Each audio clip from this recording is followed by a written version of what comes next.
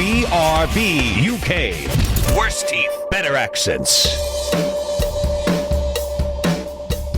Hello, and indeed ahoy hoy. Welcome to BRB UK, episode 446.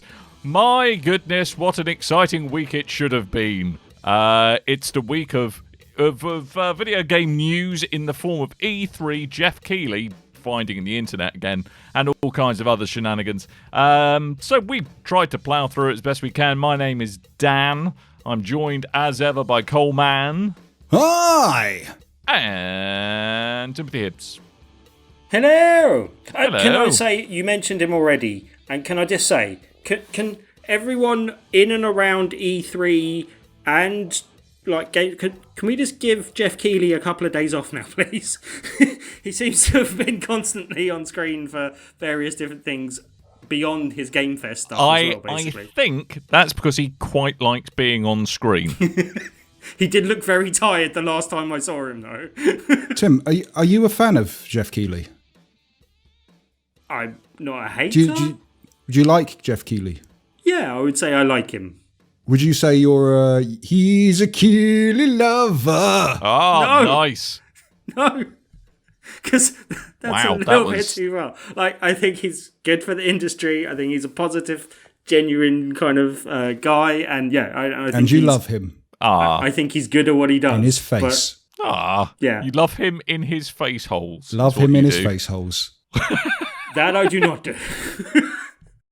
Hey, look, but yeah, you do you, mate. What makes you happy? We're not judging, all right? It's 2021, mate. We're not here to judge. If you want to love Jeff Keighley's face holes, that's fine. We're cool with it. Saying, it's a whole new world. I don't do anything with him. Just let him have some time off. The fact you're getting so upset about it is, I don't know about you, Coleman. I'm a little bit disappointed in Tim that he's getting so thought upset you by were this notion. comfortable with the way you live.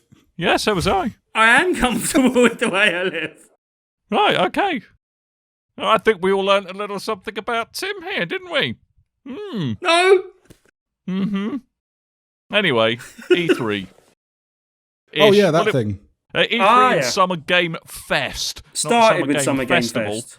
Summer Game Fest. As Kilo, Summo, Gameo, Festo.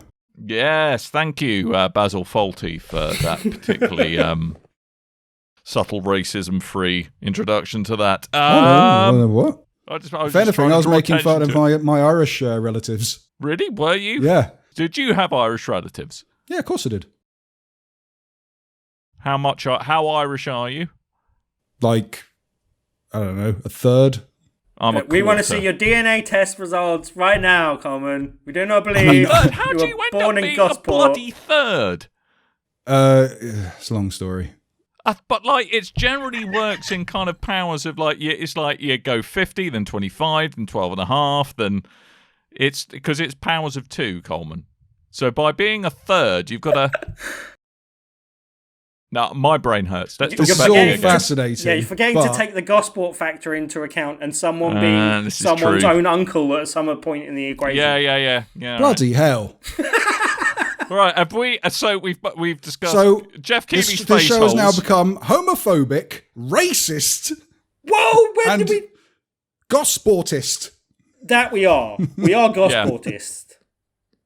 But that's generally your fault, Coleman. You leave my fish fellows out of this. Wow. Shall we talk about video games? Yeah, please. Worse.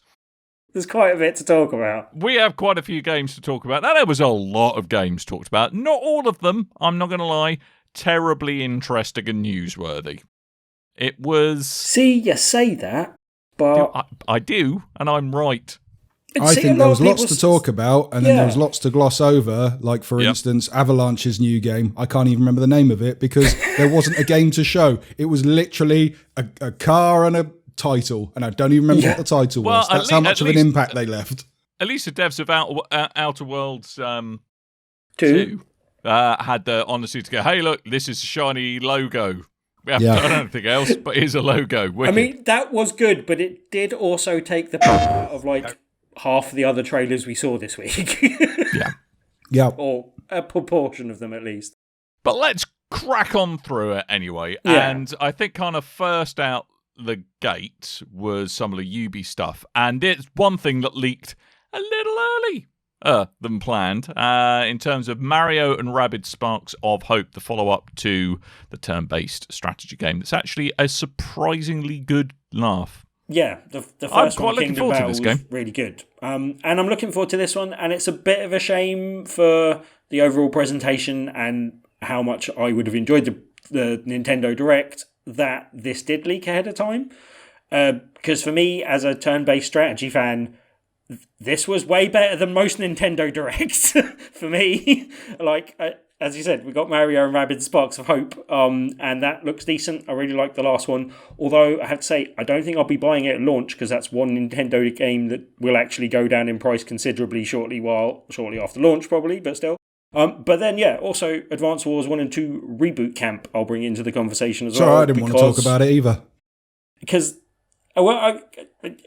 he's on a conversation about that. He's a conversational juggernaut. This is how it works, Tim. You read you see the game there. That's the one we're talking about. Then when we finished, we do the next one. Not Tim does all 5, and then we'll just jump about a bit. And generally speaking, unless someone's do them all in order. And the point I was making is between those two games, I was very happy with the Nintendo Direct, basically. But, good for you, Coleman, Mario and Rabbids. Talk to me about it. Well, I was going to say, don't forget, I'm in charge of the controls here. I can literally just mute Tim.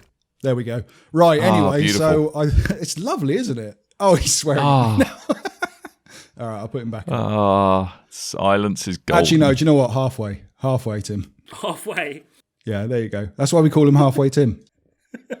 Does that mean I think that's the half reason my words come out, or it comes out at half volume? No, you're back at full volume. I really wish it was half the words, but that's another conversation entirely. What I was trying to say, I didn't put this in any kind of order of the order everything was revealed in or anything like that. We threw some names out that we wanted to talk about.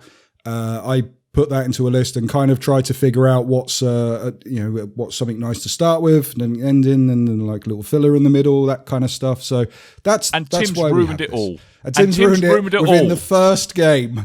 You did not say as soon as we mention one game, we can't mention another game on the list, and that has the way things has to be. I can't believe all the hard work Coleman puts into this. Yeah, Jesus, Tim, you can't even just wait one cotton picking minute to get onto the next game on the list. Jeez. I didn't realise we couldn't talk about 2 games at once. You can never talk about 2 games at once, Tim. You can barely talk about 1. Then we can never talk about Advance Wars 1 and 2 because it's 2 games at once. I might just mute you again so we don't there we go. any of the games. So, Coleman. Sorry. Mario plus Rabbids Sparks of Hope. Have we all played this? Yes, no. The obviously not the new one. The first one, yes. Yeah. Because I'm stuck on the ghost boss, and it's annoying because I got the pack that had the expansion with Donkey Kong and stuff and all that in it. I can't even get to that part of the game yet. I never bought the expansion, but I did finish the game. But yeah, well, it came with. Throwing some shade at the Coleman as well. Now, are you? Well, they did a deal where I think it was for like £20 you could get the game and the expansion all rolled into one, so I went for that. But corking game. I keep going back to it every now and then, and I'm still stuck on this boss.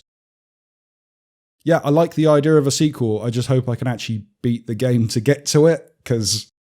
I was a bit worried that they seem to hint that mechanics now have got an element where you can run round an area rather than have a grid sort of pattern that you're in. I'm not entirely sure how that works, but it seems to be a bit more an active battle system thing.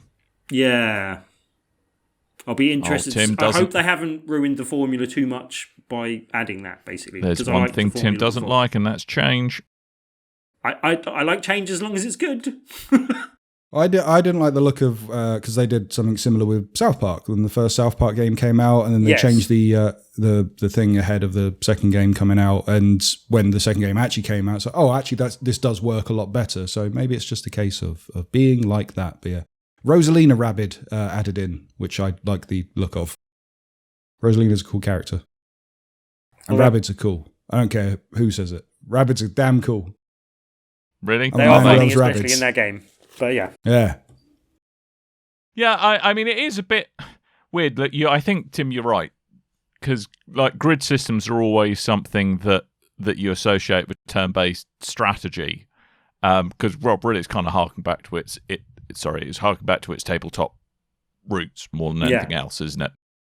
I don't know how. You're right. I don't quite know how it's going to work, but at some kind of active battle thing is all I can think of, or whether or not it's like an analog meter that you've got so many action points, and when you move, you can go within that area, possibly. Yeah, might be. I don't know. Yeah, as I said, that's the only thing that I'm a bit reserved about, to see how they've changed the formula and whether it's for the better. But the fact that there's a new game on the way is generally good news. So there's good. Me likey. Next, can I mention Timothy. Advance Wars now? Yes, you can talk about Advance Wars. Because, this was the one really big, nice surprise. May not have been something for a lot of other people, but I've been banging on about this for years. I love Advance Wars. I don't know why they're not making something, one. Tim? They haven't made one for long enough that other people have gone out and made their own versions, like Wargroove, and literally said, we are making our own version because they're not making one, basically. And Wargroove was a really good game. It worked really well. But to get the original back, and 1 and 2, I think, are some of the better games in the series. Like, there are other games beyond that were good, but I think these were the kind of basic best, basically. And were, I think Dark Alliance was pretty good, if I remember. But so remind me, what gen of What's the Nintendo point? handheld? No, generally, what's the point? Of course. What's the point? What gen of Nintendo handheld was it? I think it was Color Game Boy. Originally, I believe it was 'Cause they definitely had one colour. I had one of them on the Advance, and it looked like garbage, so I never bothered playing In fact, it. no, I think it was in the UK at least. I think it was originally on the GBA, but I think there were games on consoles years before that as well that I hadn't played, like NES games. Maybe. But anyway, like, it's a really good little turn-based strategy, little miniature tanks. I think we mentioned it, the little chibi tanks we mentioned when we were talking about Mighty Goose the other week. And it's that kind of look. They have like modified the graphics and given it a graphical update, but it seems to be the same basic game behind, under the hood there, sort of thing. And I wasn't sure about the graphics at first, and I saw a few people complaining about it, but I have watched some of the gameplay they did in the Nintendo Treehouse thing. And extended gameplay of that, I'm like, okay, I was probably on board anyway, but I'm definitely 100% on board now. I quite like what they've done with it, and I think that's going to look really good on the Switch. Well, it's tricky, isn't it? Because if you start next-genning it too much, there's an argument you're almost kind of taking away from the soul of Advance Wars if you try and overcook that particular thing. But I think it looks like fun. I'm surprised. I don't know. Perhaps it's. I always get surprised when remakes, and I know there's technically 2 remakes in here, but it is full price. So the RRP there's a for lot this is of going to game be. In there though. Like there is, a but serious 50 good quid. bit of gameplay in the first one and the second one. So enough.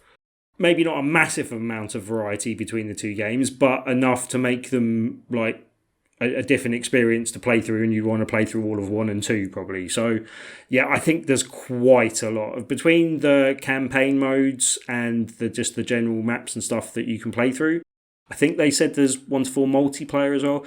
One of the things that I can't remember if they brought this in later in the series, but I don't think it was a feature in the early games at least, but you can fast forward you can keep the animations in, which I think you could turn off definitely in future ones. I'm not sure if it was the case in the original ones, but you can just turn off the animations, which I think you could do before, but you can just speed them up, which I don't think you could do before as well, which is quite good. You can just fast forward through them. But that's a game that's going to get played and bought by me, so I'll talk about that more in the future at some point as well. Well, I'm sure they can rest easy knowing that they've sold 1 copy. Congratulations, Tim. But is it me? That's one game that I've played for hours and hours. I've never played in multiplayer. I think it would be a really good game fun in multiplayer. I mean, my only worry is that, bearing in mind that there's kind of relatively recent titles that lean fairly heavily into the Advance Wars formula, like Wargroove that you already mentioned, that you can pick up for fairly cheap. I just kind of wonder if it's going to be hard for people to justify paying full price for it. But it's a corking series of games. If you can, I would pick it up. I'm really hoping that this is successful enough that they'll do another new one on the back of it as well, basically. Be nice to see.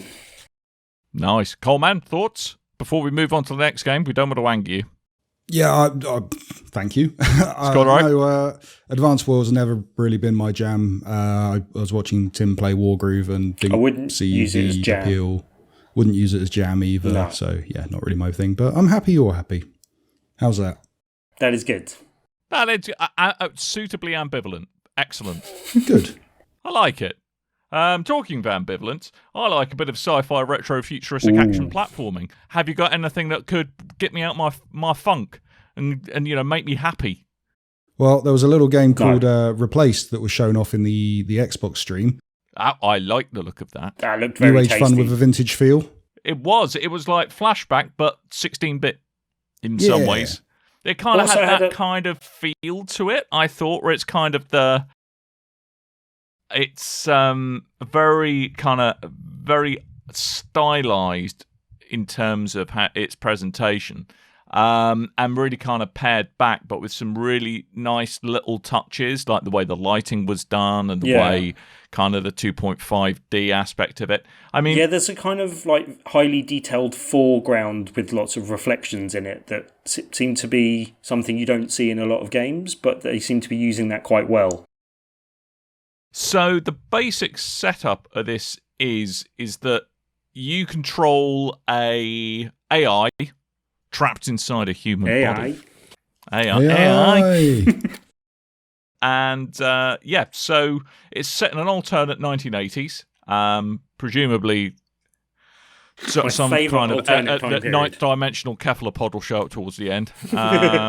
And yeah, I mean, it's by Sad Cat Studios, I believe, and it's due out in 2022. But it was a very stylish trailer. I'm not sure how much there is to go on in terms of working out what the game itself is actually going to be like. Yeah, what's the kind of the gameplay be. But if it's just as long as it's all talk and brings trousers as well, I'm quite happy with it. I heard you mentioned. Sorry, I was going to say, I thought I heard in detail that it's kind of action platformer based, basically. So, but beyond that, what's its kind of, that I don't think they really gave us a lot to go on. Hey, look, it's pretty. Look at the shiny things. I'm definitely intrigued, though. Yeah. Yeah. Isn't this another one that's going to launch on Game Pass as well?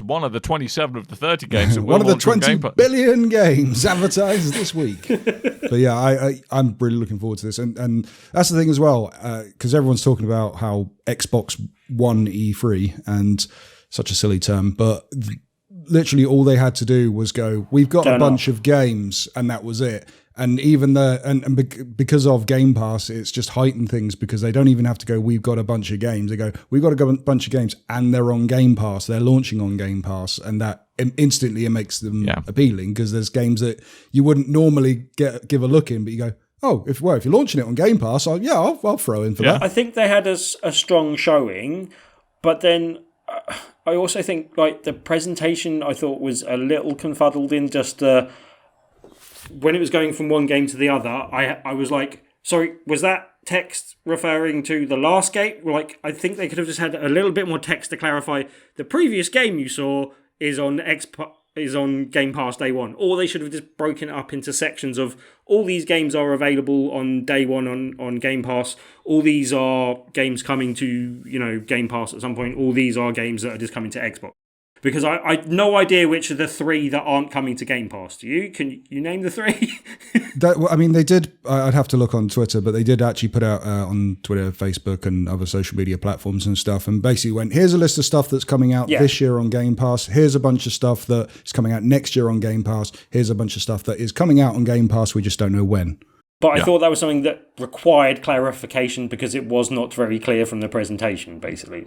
Well, generally speaking, there was a 27 out of 30 chance that whatever game is in front of you is going to be on Game Pass. So, but yeah, I mean, I thought it was, that because obviously they've gone ahead and bought Bethesda as well. Yeah. That kind of, they go, hey, look at all the awesome Bethesda stuff and Fallout 76 that's coming to Game Pass, and I think they lent very heavily into that, and it was totally the right play. And it helped streamline the kind of Bethesda stuff as well, because usually Bethesda has a bit of a bloated takes conference. Takes an hour and a half to do a show as well, So streamlining it into Xbox works very well. Yeah, I was surprised and slightly confused how much screen time Fallout 76 got.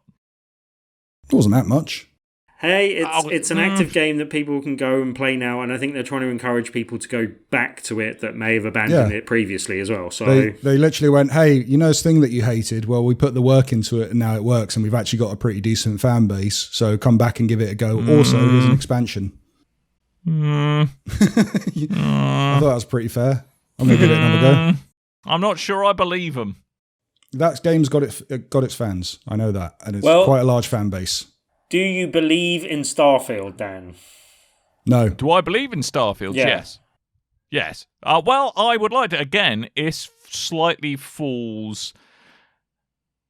It slightly falls into that. It's a bit difficult to really work out what's going to go on again, apart from it being an RPG based in space.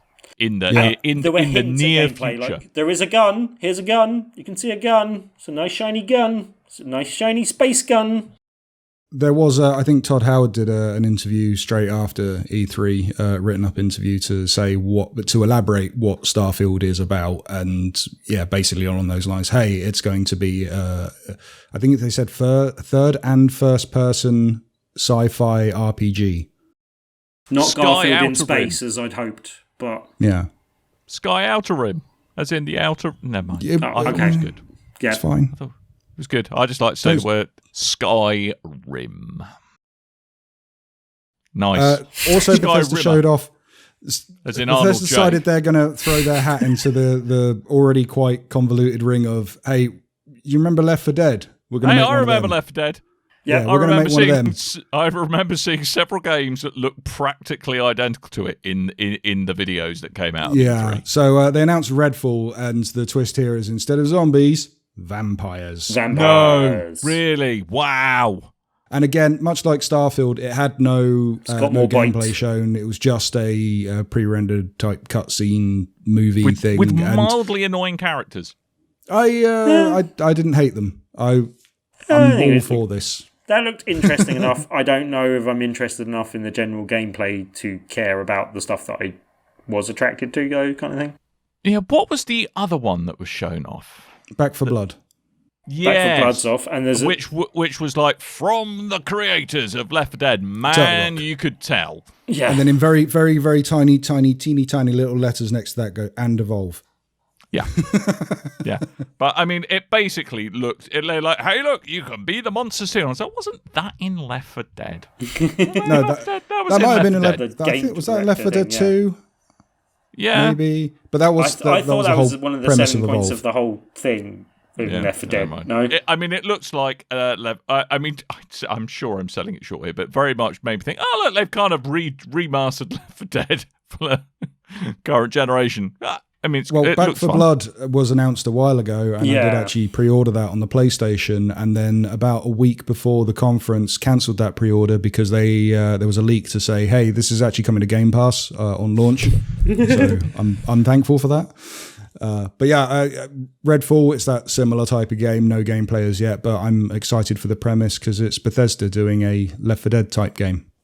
And it's on Game Pass, so, Was 2022 was Redfall the one by Arcane, though, no? Yes, but that's still Bethesda. Yeah. Yes.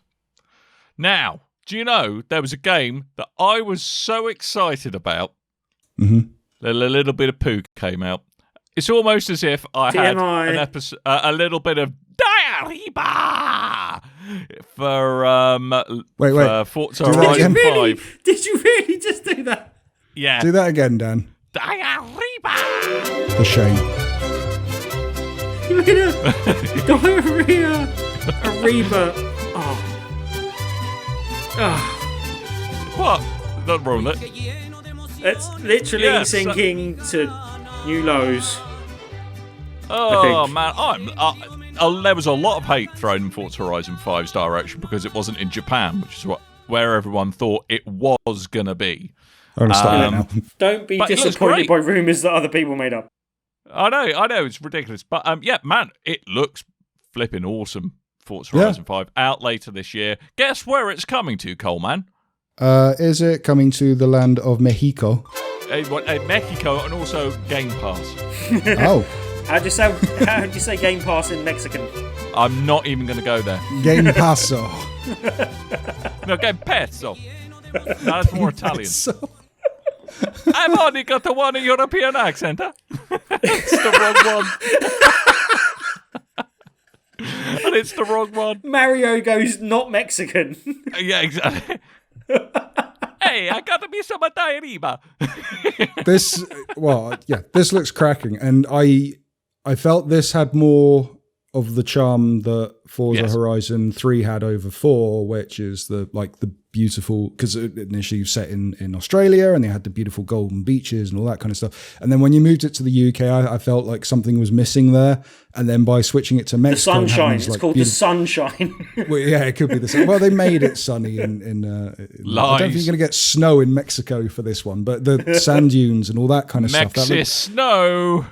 It had, I don't know, maybe it's by having a different country, there's kind of more appeal to the background and the aesthetics of the game over having it Are you set saying in the UK. you didn't enjoy driving up to Bonnie, Scotland to see the world's smallest recreation of Edinburgh? Yeah, 4 just didn't. And not try and draw attention to the fact they just completely left Glasgow out. Yeah, I thought 4 was good and had some interesting elements with the seasons and stuff, which obviously took advantage of the UK location in doing that. But yeah, I kind of get what you mean. Like, it's a bit more of a sunshine holiday feel to it, kind of festival type thing. A fiesta. A fiesta. If you will. Yeah, I'm Not really Ford looking forward to it. I mean, I Fiesta. think. Thank you, Coleman. I mean, it looks like kind of they've interestingly got an interesting direction with the weather. It's not just the snow, which, as Coleman rightly says, you're not going to get in Mexico.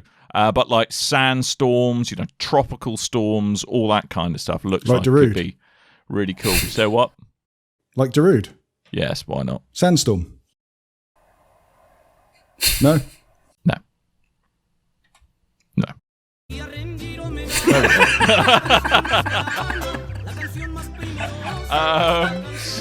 So yeah, but I mean, I think there's a slight bit of irony when they say, hey, look, it's all about, going around, the beautiful country of Mexico, appreciating its natural beauty. And then go, and there's a mode where you drive about the rainforest and where you're going to set the festival up and basically trample all over ancient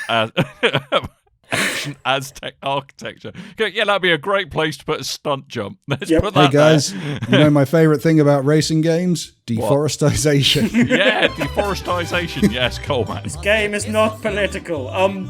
But yeah, like, I do think that Forza Horizon 5 was probably one of the nicest looking games we saw at this year's E3. Stunning. It did look like a graphical powerhouse. It was I think it was the only game that made me go, ooh, do I need that Xbox Series X? Well, I think that's if you're one that's going to playing be in 4K on that and only 1080p on the S, apparently, they've said. So, yeah. Which is fair enough. Yeah, really. I mean, fine. I will probably get away with that, but yeah. I mean, good luck in finding an Xbox Series X, though, because they are I keep finding them. Possible. Well, I actually stumbled onto Microsoft's website the other day, and the checkout button was green.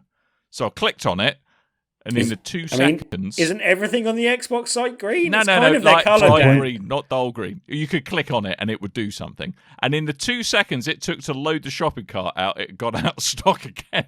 Well, I put a link on our Discord to say, hey, if you're looking for an Xbox Series X, they're currently on Curry's. I don't know how long they're going to be there for. And 2 days later, they were still there.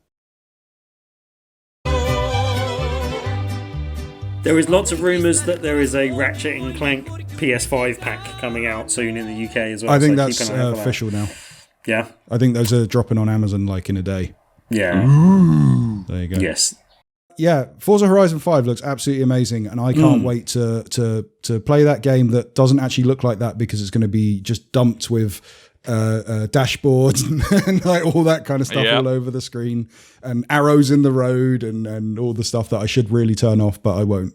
Yeah, I mean, I absolutely love the Forza Horizons kind of series, and I think what looks really great at the moment is that they're leaning into the kind of community creation side of things as well. They didn't go into too many details, but essentially there's like kind of a game mode lab where you can put together whatever you want. It's not just racing around the circuit. It's like kind of you can go 10-pin bowling in cars. Presumably there's some kind of car-based football goodness. And I mean, it looks like it's going to be a heck of a lot of fun. Comes out in November. Yeah, massive playground. I thought that was the best news about it. The fact that it's out this year, and in when it gets all wintry and crappy this year, we can pop off to sunny Mexico and hoon around. I really hope. I look forward to all of the game modes which are destroy Donald Trump's wall in a game lab live. Oh yeah, I'm looking forward to that.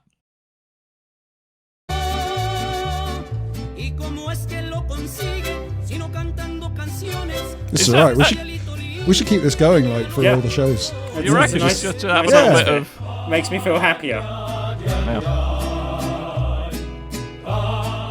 You see, I want to be the guy with the comedically huge acoustic bass guitar. I'm glad that's where you that can was be going. that guy, Dan. You can be that guy. Wow, thanks, mate. You got to believe it to achieve it. Have I? Yeah. Well, what? I mean, what does that even all I'm mean? saying is there's the right number of us to be the three amigos. That's all I'm saying. No. I'm not saying we have to. We don't have to do the thing. We don't have to dress up. But Tim, I think you'd be Amigo 500. I'd be Amigo 600. And Coleman would be a C64. Yay! Can I be a Commodore Plus 4? Yeah, you can, if you want. Nice. Coleman, you've got to believe it. To what was that corporate nonsense you just said? Well, the term is you got to believe to achieve. And right. I remember there was an interview with Dizzy Rascal I once saw because Barack Obama had just been sworn in as president, and all the different news sites were trying to get their coverage. And obviously BBC was scrambling and went, well, we need a black entertainer. Dizzy Rascal's available. Let's talk to him about President Barack Obama. So they brought him on, and he came out with the term, you've got to believe to achieve in it.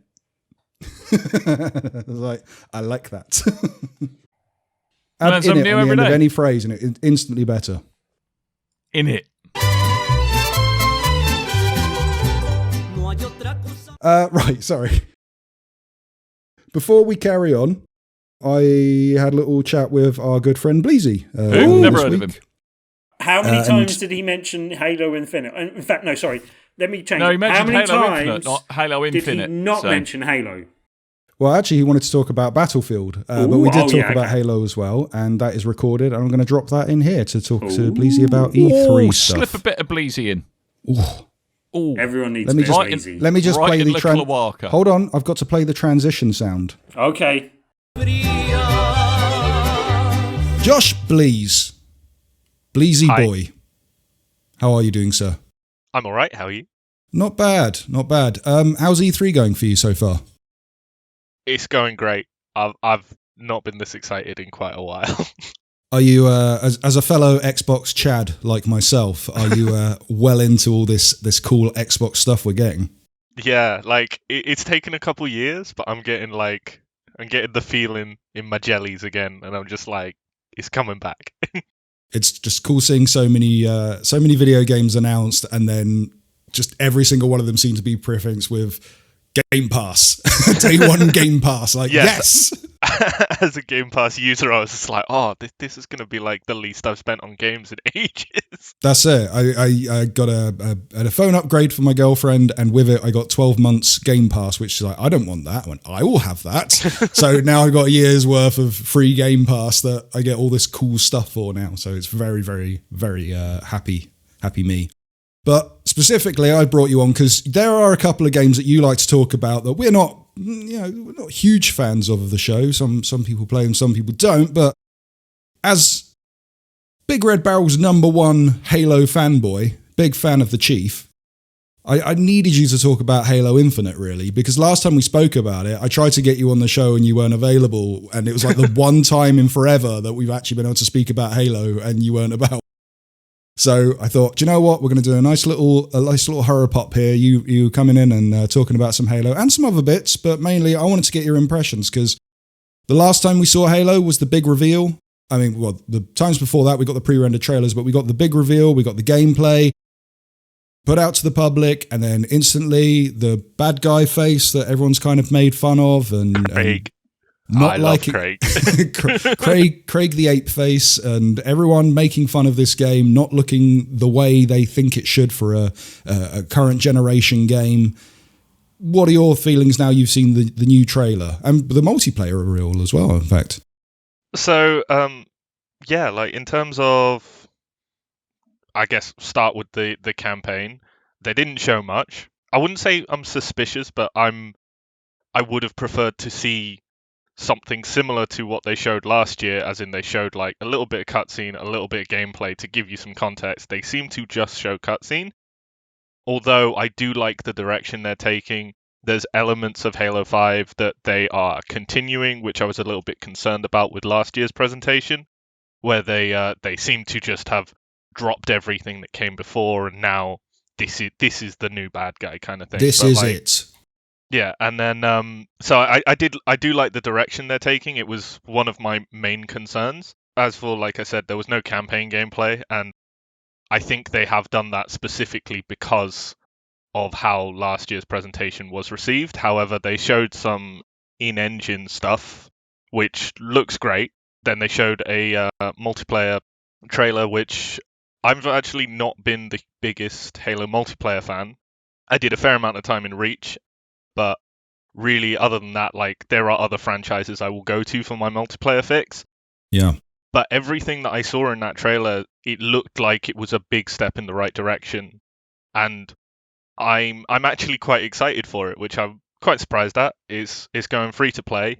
And there was also a developer documentary thing went out yesterday where they kind of went into details about the season pass and how they're going to, like, it's free to play, but there's season passes, you know, usual thing for these days, but also the season pass, you can complete them. Say, for example, I came back after a couple months. I don't have I wouldn't have missed out on that season pass. I can go back and select any of them. They don't like expire. Right. And so I can then choose, you know, oh, I really like the stuff that was in the second season pass, so that's the stuff I'm going to try and unlock. And so it kind of, there's not that fear of missing out kind of thing of, oh, I have to do it by this date because otherwise it's gone forever kind of thing. And yeah. so It's kind of like the similar thing they're doing with the Avengers game, where you don't buy season passes, you buy character passes, and you know once you level up your character, you get extra bonuses and stuff, and it doesn't expire because you paid for it, so why would it? And once you filled it up, then you can be done with it. You can go back to it, you can do a different one, and all that kind of stuff. So I more prefer that model. Like, I wish they do that with more games at the moment. Sea of Thieves, they do the Plunder Pass, which I've bought into both of those now, and I wish they'd let you just take your time with them, because I would have rather gone on and picked up the last like 3 rewards of the first Plunder Pass before the second one, which I'm now stopped playing completely, and I'd like to come back to that later. I think it will depend a lot on whether, basically, how successful this ends up being. I've heard basically conflicting things, both sides of the fence, where some people have said, oh, but if you don't have the time limit in the battle pass, you know, your players aren't going to be there consistently. It won't have them consistently coming back. They'll come back when they want. But then also in the other side is, there's the freedom of I can come back when I want, so it will hook players on their terms kind of thing. So I can kind of see both sides of the argument, and I'm really interested to see how it will work out. The other thing I'm also interested in is if the multiplayer is going to be free to play, they haven't said how much the campaign's going to be. Is it going to be, like, I know it comes with Game Pass, but for people without Game Pass, is it going to be a full price title? Is it going to be like more of a, you know, mid-tier price with expansions later on? I don't know how that's going to work out. And that is actually my biggest concern right now. Right. Is I like Halo, I like the campaigns, but I'm worried that if the multiplayer is free to play, the campaign, not everyone's going to play the campaign, so not everyone's going to buy it, and then Microsoft might see this as people aren't interested, and then they'll kind of leave it, and I don't want that. No, that's fair enough. We'll have to see kind of what happens However, with that going forward. The other thing to to really stress, like the visual upgrades is incredible. The multiplayer design looks a lot more like Halo Reach, which is the one I put the most amount of time in, so it speaks to me. And yeah, I do really like the direction they're going. Like I said, I have some hesitations. Yeah, I got to admit, I've never been into. I mean, I'm not really into Halo. The most I've played is ODST. I completed 3.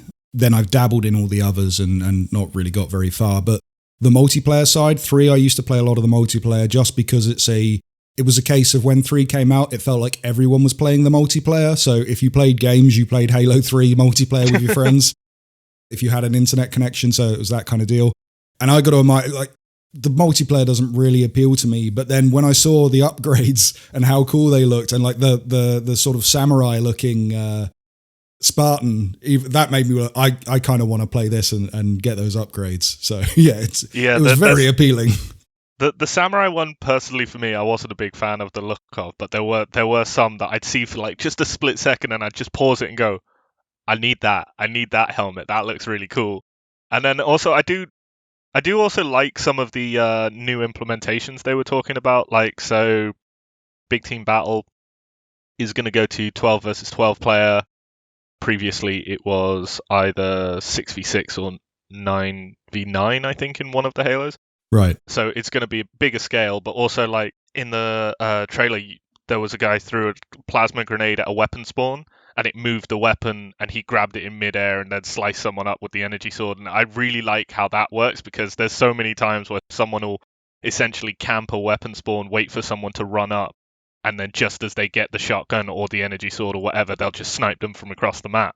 Yeah. And so I do like that. Oh, you can move things to your advantage. So, you know, people will be a little bit more like tactful about that.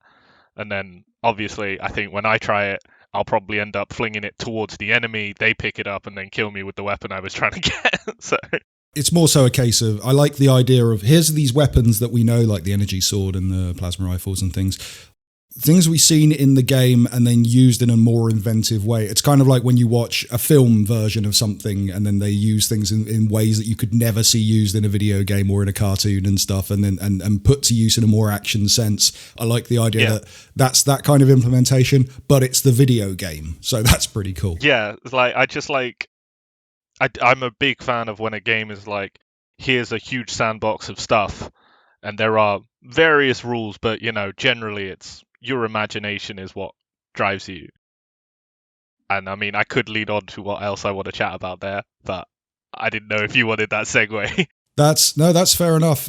So yes, I mainly brought you on for Halo just because I'm always saying next time we're talking about Halo, buddy, you can come on and chat about it. But the thing that you and I was surprised by this, because you went, no, there's actually something I really want to talk about, and that's Battlefield. Yeah, I am fully on board the Battlefield hype train this year. I loved Battlefield 3 and 4. You know, 1 and 5 I thought were good in their own ways, but there was a lot of missteps made, and I feel like DICE is really addressing that. And I think the most obvious one is Battlefield 1 and 5. They were a bit more restricted in terms of sandbox because of not only the historical setting, but also, you know, they were going for a smaller, almost like more constricted thing, which I don't think Battlefield is. Battlefield, I assume big maps, I assume vehicle combat and all this stuff. And like, not only did we get the frankly incredible reveal trailer that I have watched many times, my partner is sick of hearing about me chat about, you know, oh, the guy did the Renderzook thing, and like they're using C4 to take out helicopters. But that's what really excites me, because it's very much like, we know how our players work. They won't just go, oh, I've got a sniper rifle, I have to shoot that person. It's going to be, give me that ATV, I'm going to load it up with C4, I'm going to drive straight at the tank. And like, I really, like, I'm so excited about that. And like the massive player cap, I'm like, I'm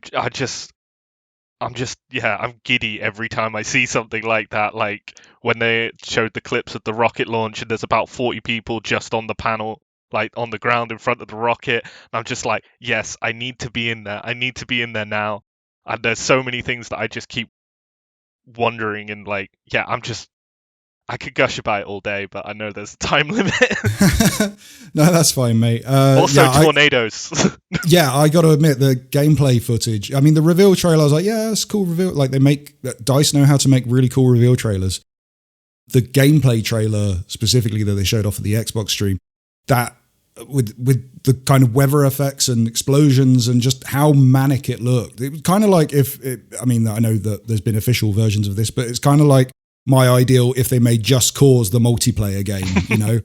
And yeah, like it just looked insane. And I'm well aboard your enthusiasm. It's very infectious for this game. And I know if I get it, I'm going to suck at it bad. Oh, like I feel like that's one of the things which I love Battlefield. I don't think I'm good at it, but I just have a great time. And I think Just Cause multiplayer is a very accurate statement. Like, I'm not very good at Just Cause. I don't think I've ever completed one, but I like the fact that I can go in, it's chaos, and I just do what I want.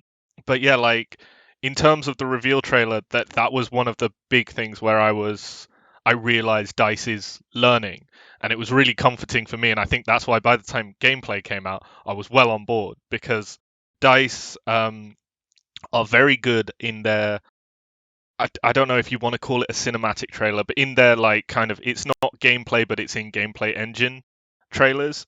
They will show a lot of things, and obviously they'll make the animations a bit cleaner and everything, but a big chunk of what they'll show is actually, this is what you can do.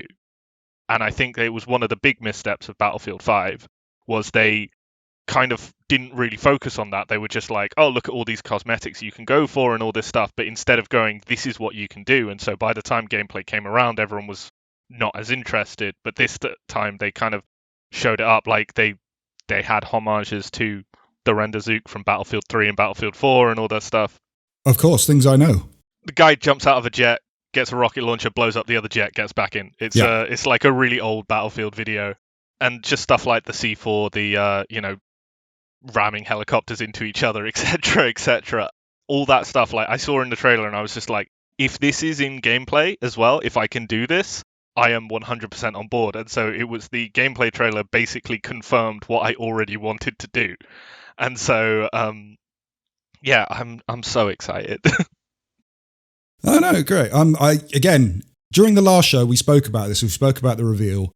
And I said it was a very cool trailer, but without the campaign, I have very little interest, because I don't really play first-person shooter multiplayer games. Like the Crucible is the most I've ever got into these things, like since I was a teenager, and I used to play them on PC and stuff. But on consoles, I just never really get into it, because it seems that there are, no matter how good you get at the game, there are people that have more time to spend on the game and will get so much better than you very quickly. And Battlefield, just being one of those big popular games, just seems like one I'd have no chance with. But just the gameplay trailer of it made me go, do I dare, even though I know I've not got it, do I spend £70 on a game that I'm probably going to spend 10 minutes on? So I think it's something that, like, I feel like I'm far too biased to be able to do a sell on it. I do understand the feelings. Like, quite a few of my friends that have dropped out of Battlefield, they're like interested in coming back because, once again, it looks very similar to Battlefield 4 in the way that it's set up and like visually. But they are going, do I want to do this? As this is going to sound incredibly hypocritical, because I'm pretty sure the last time I came on, I was just like, I love me a COD campaign. I love me a Halo campaign. Battlefield, I feel like they've struggled with campaigns recently, and they have just increasingly become multiplayer tutorials. Right. And I feel like them dropping that, but they are adding something which has been missing in Battlefield for quite a while, which is you can play against bots, and that progression transfers over. So that whole thing you were chatting about, where, you go on and you're against a guy with like a tank that's got all the upgrades, and you're like, how am I supposed to combat that? You can earn those as well. And obviously I don't know all the details on how it will balance and stuff, but that's something that I'm really excited for as well, because, for example, I've got into Battlefield 5, but I got into Battlefield 5 2 years after it released.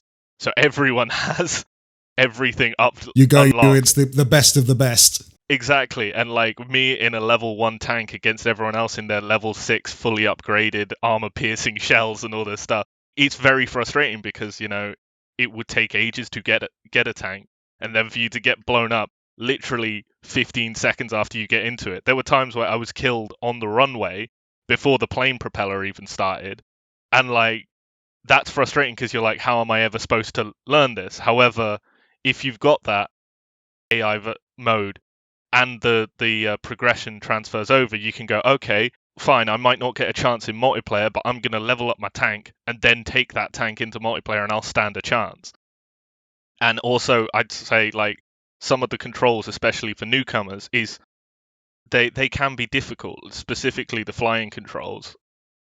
I've switched mine out so many times to find what works best for me, but I've done it over many multiplayer games where I've slammed into the ground or crashed into trees and stuff. And so to have a mode to do that, to be like, I'm now comfortable, I think it will serve a very similar thing to how those tutorials worked, but also you'll be able to do it in your own way that works best for you, as well as, like I said, the progression carries over. And so I have no idea how DICE would sell that to a newcomer, but I know that is something that I'm looking forward to. All right, man. Well, those are the two big ones. And I'll tell you what, just to fill up a couple of minutes here, I'm going to let you run down. You can tell me some other titles that you're excited for. We won't go into too much depth, but some ones. What is on the Josh Bleezey ones to watch list? Forza Horizon 5. Of course. Hands down. Have you pre-installed already? If I could, I would. You can if you've got your Xbox. There's a little patch to install early now. It's only like a couple of meg, but it basically goes, once you've installed this, the minute it's available, it will install. And I've done that. So now it constantly says, like every time I boot up my Xbox, it says Forza Horizon 5, like a little icon there, like I've got it ready to play. I am extremely excited for it. It was something that I'd seen rumors for, and I was very excited, and I was watching it with my partner, and every time the Xbox stream would show just your lush landscapes and stuff. That's Forza. I was getting so excited. I was like bouncing in my chair, going, "It's Forza time! It's Forza time!" And then it was something else. Like I think there was one where the Age of Empires trailer or something started. It's Forza! It's Forza in Age of Empires. Yeah, it was like lush mountains and stuff. And I think it showed the Great Wall of China, and I was just like, "Oh my god, it's Forza! Forza's in China!" And it wasn't. And then it's Mongolians. They're all coming out the wall, and they've all got Bugattis. I got so angry when Flight Sim did the same thing. It was showing all these beaches, and I'm like, "Yes, it's Forza! It's Forza!" And then there's a plane, and I'm like, "No!" Although I am also Plane Forza. Yes, I'm very excited for Plane Forza. That's called The Crew 2. I'm actually quite excited for Microsoft Flight Sim, which I'm quite surprised at. I generally will always stray more an arcadey thing in all of my games. And I just looking at it, I was just like, well, it's on Game Pass. It comes out like a couple days after my birthday. And also they're going to add the F-18 Hornets, which have been a staple of Microsoft Flight Sim for ages. Right. I'm on board for that. And so I think I might just like spend the summer basically until Forza Horizon and Battlefield and Halo come out. I'm just going to fly around all peaceful like, and then the adrenaline's going to spike. I'm excited to see how the optimization's gone with that to get it running on a console, because like I played it at launch. I have a PC that could run Flight Simulator, but not in the level of detail that I'd want it to. Yeah. So I'm spoken about this on the show when I first started, like where I grew up, there's a flight base like literally a couple of steps from my house. So I could take off from that runway and see my house as I'm taking off, and like I could see the window as I'm starting from my front room, that kind of stuff. But it's all cardboard boxes, it looks like, and seeing the level of detail that's gone into the game now and being able to run that on an Xbox, that excites me greatly, because I would like to play this in a higher resolution to what I could play it on the PC. And if they've optimized it that well, I know they've already cut down the install size to like 100 gig or something. So to run that on an Xbox, that's what I'm really curious to see now, because I would like to put it in the most simplistic controls and just have a nice relaxing flight with my gamepad. Yeah, I'm really excited for it. I think it's also because we can't travel at the moment, I just want to go on holiday, and so I'm just going to take my plane and go off somewhere nice. Yeah, we've gone from travelling a trip to Portugal this year to we're going to Scotland. Those are almost the same thing. You can still fly to Portugal. It might look a bit blocky, like you said. Yeah, something like that. Any others that you're excited about? No, I think I just really need to stress how excited I was for Forza Horizon. I really loved that there was like the addition of player voices, because it was something that, with the amount of hours I put into Forza Horizon 4, I always thought it was really awkward that people would talk at you and your character's just kind of nodding, completely silent. And I like the addition of like player voices, even though they were a little bit, people thought they was that awkward scripted party audio that Ubisoft used to do, where it's like, come follow me guys, let's go down this road. And but yeah, I'm quite excited for it. I love the exploration side of it, and I am going to uncover every single part of that map once it comes out. I'm sure we won't, but I'd really like a higher level of customization to the characters to your drivers in that game, because I'm sick of driving around with a guy who looks like some kind of college frat boy. Like, that doesn't look like me. They have announced that you can change your pronouns, and there is deeper customization in terms of the personality of your character. They've already announced that I think is a good step.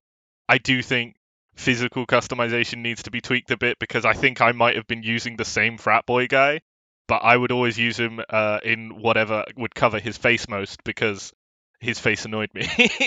Yeah, that's same, but I have to put a hat on him because I've got no hair, and all those characters have hair, and it's once again this kind of baldest rhetoric that's been spewed down our throats. No. Yeah, always make sure you have bald characters in your character customization in video games. I cannot stress this enough. It's very upsetting otherwise. All right, well, cheers for jumping on, Bleezey. People can find you at Bleezey Boy on Twitter. Yeah, I mean, like, I've still got the YouTube channel. Yes. By the way, I fixed the Premiere Pro thing. So there will be videos at some point, so maybe plug the channel. I don't know. I just don't know when. So it's Bleezey Boy on YouTube as well. Excellent. All right, man. Well, we're going to get back to the regular show, and I will leave you to get about your day. But thanks for jumping on, man. Yeah, thanks for having me. Well, that was Bleezey doing Bleezey things. Hey, are you excited about more Marvel games that can't use MCU appearances because of extortionate showbiz fees? I think that's the reason. Then have I got the game for you? Well, the idea is they're not movie tie-in games; they're their own universe. Apart from the actors' faces, their faces on their face holes. No, everything else is pretty much nicked from it. I know, but everything else is stylized after the movie, so which makes it stand out. Like most people are used to that over the comics now, possibly. So, well, I mean, Guardians of the Galaxy. When the movie came out, they changed the look of Groot from how he used to look to how he looks to the movie now. So now Groot canonly looks like that. Same with Rocket Raccoon. Rocket Raccoon's no longer a Cockney, but in this one, he does look very similar to the movie, just he has a gross beard. Gamora and Drax and Star-Lord don't look like their movie counterparts. They kind of look like their comic counterparts, but different. Is he green or grey, Drax? He's a greeny grey. He's green-grey. He's a combination of the two. When he was green before. I did see, Gunn's explanation of that the other day being there are too many green people in the Marvel Universe already, apparently. And green is apparently a very difficult colour to get right on skin for movies. I just, I assumed you'd want to differentiate from Gamora, because she's already green in the show. But anyway, the game, I thought this looked really good. I keep hearing complaints saying, hey, it looks too much. I mean, even in the some of the cutaways that we recorded this week, one of the complaints that comes out is, hey, this looks like it's the same combat as Marvel's Avengers. And I don't see exactly where I was going. I don't see that. As someone who plays a lot of Marvel's Avengers, I don't see that at all. I'm seeing it's more like a traditional third-person hack and slash with guns. A little bit more Devil May Cry, I think. The one thing I thought looked a little clunky when watching gameplay, but hopefully works a bit better when you're actually playing it, and in some ways actually reminds me of Ratchet and Clank, which I've been playing this week as well. But the kind of wheel options that come up when you were calling in your teammates to do like team up moves.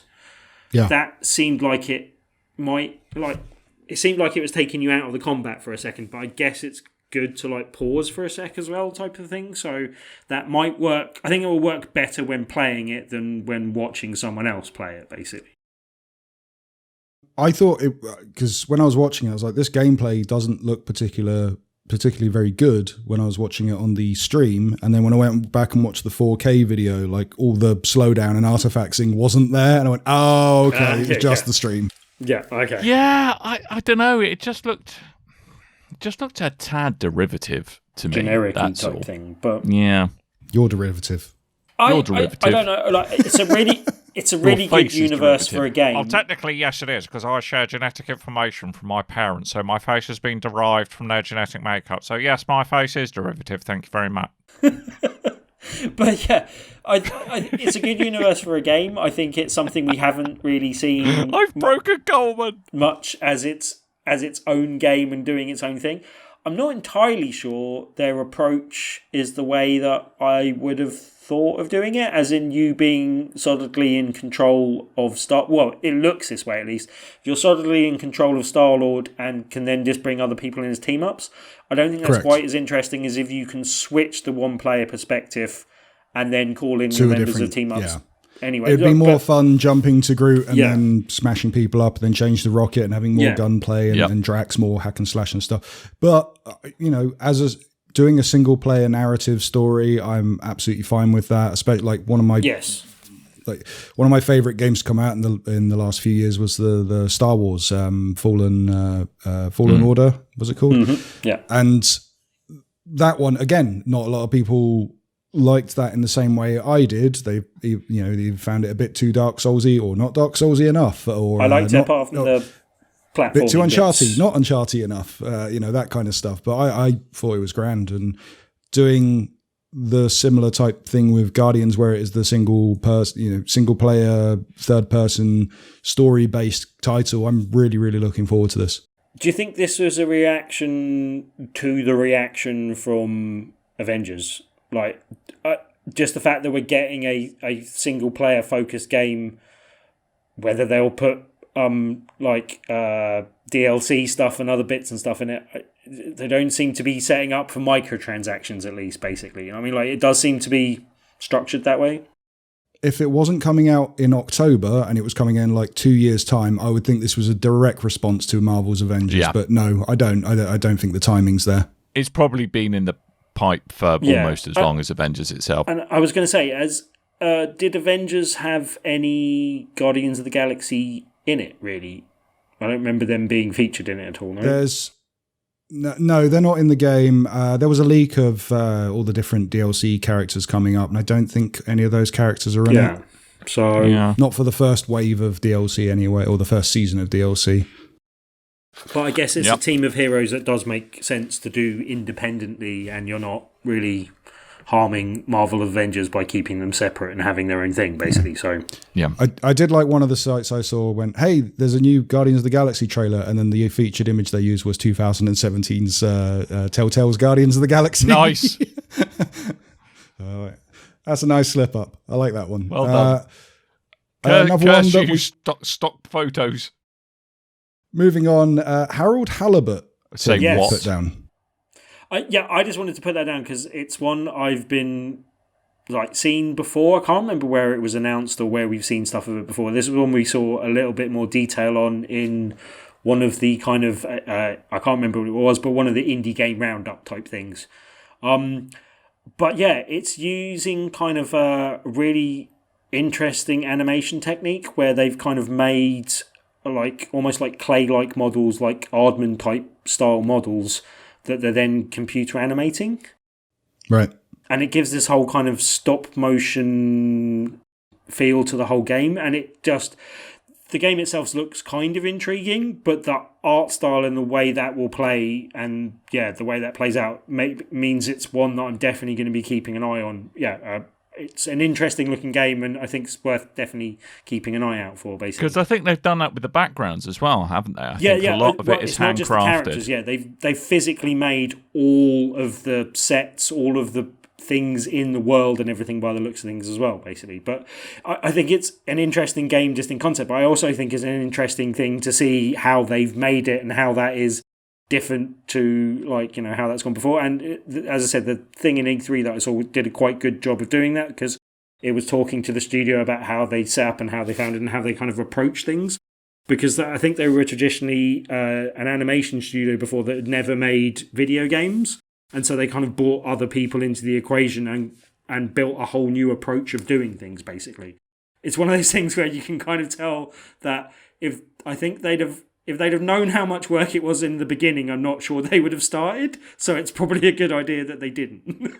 But yeah, really intriguing little game, and I think one worth keeping an eye out on and just seeing how that plays out, because yeah, it looks interesting. So is it kind of a bit of a classic point and click adventure game, for want of a better way of putting it? No, I don't think. Well, as I believe you're more in direct control of the character, as I think of it. I don't know, but yeah, it looks like a kind of adventure-y game type thing. I don't think there's going to be much like platforming going on. It looks more like puzzle solving and stuff like that. But yeah, like as I said, they showed some gameplay elements, but it's so like heavily animated that you almost don't believe that it's kind of actual gameplay. So it's almost difficult to pick out exactly what's going on there. But yeah, as I said, I think it's just really interesting art style and an intriguing little game, and yeah, worth keeping an eye out for. Cool. And then another one on the list we got here is Metroid Dread, which that one excited me. I know you threw it on the list, Dan. Yeah, although what made me laugh was the fact that they kind of like said, this is not, you know, they were very honest, said, this is not in-game footage. And I was like, wow, we're going to have a really cool CG thing. I was just like, that is in-game footage, isn't it? So essentially...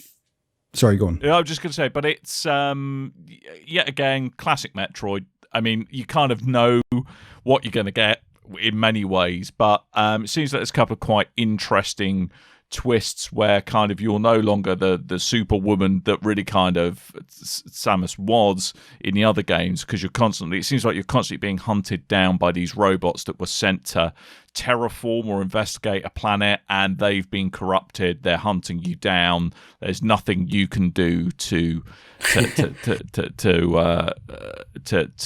kill these kind of big bosses. I'm sure there is eventually, but that's kind of this. That's where the dread comes from. This constant being chased down, threat type thing. It did the remind funny me of thing kind about of, this. Go on. No, go. The funny thing about this announcement, I thought, was there was a lot of kind of, it's not Metroid Prime 4, it's another one of these side games. Like, no, it's Metroid 5. Yes. It is the main game. Yep. Metroid Prime is the spin-off. How do you not know that? Mm-hmm. Look at the numbers, damn it. They did say it was the first 2D Metroid in 19 years, though, basically. Which is a lie, because they did a remake of 2, like 2 or 3 years ago. But that's a remake. It's the first new 2D Metroid in 19 years. So, you know. But yeah, look, even as not the world's biggest Metroid fan, like I've only played like a few of the games like many years later after everyone talked about them in much reverence, and I was like, okay, I can see why people liked them then, but I'm not really into them now. And then I've never really played much of the Prime stuff. So, but yeah, this looked interesting. It kind of reminded me of like Alien Isolation, or like the stuff that I've seen from some of the Resident Evil stuff, where you're, you know, being constantly chased by like a big evil threat. But they've given you a range of like stealth skills to actually stealth your way around them. Again, I saw a bit of the gameplay in Nintendo Treehouse, the extended gameplay that they showed there, and that was enough to make me go, okay, yeah, actually, no, I can see me getting on with this. Like, the only thing I don't like is the idea of panically doing platforming, but yeah, that didn't appeal to me when I first saw it, but generally having seen the extended gameplay, I'm like, okay, no, yeah, I can see you've given me an arsenal of weapons to at least combat that, so yeah, that seems okay. I just want to correct myself on speaking absolute bollocks earlier on, by the way. It wasn't that. It's not that these robots were sent down, I think, to terraform anything. I think it was there's a planet with a parasite on it, and they were there to extract DNA. To extract it. Okay. And so they could do something about it. Basically, they're COVID robots, and and they've got the Rona, and now they've gone bat norks crazy, and they want to kill Samus for some reason. Anyway, I've corrected my earlier error. I am very much looking forward to this one.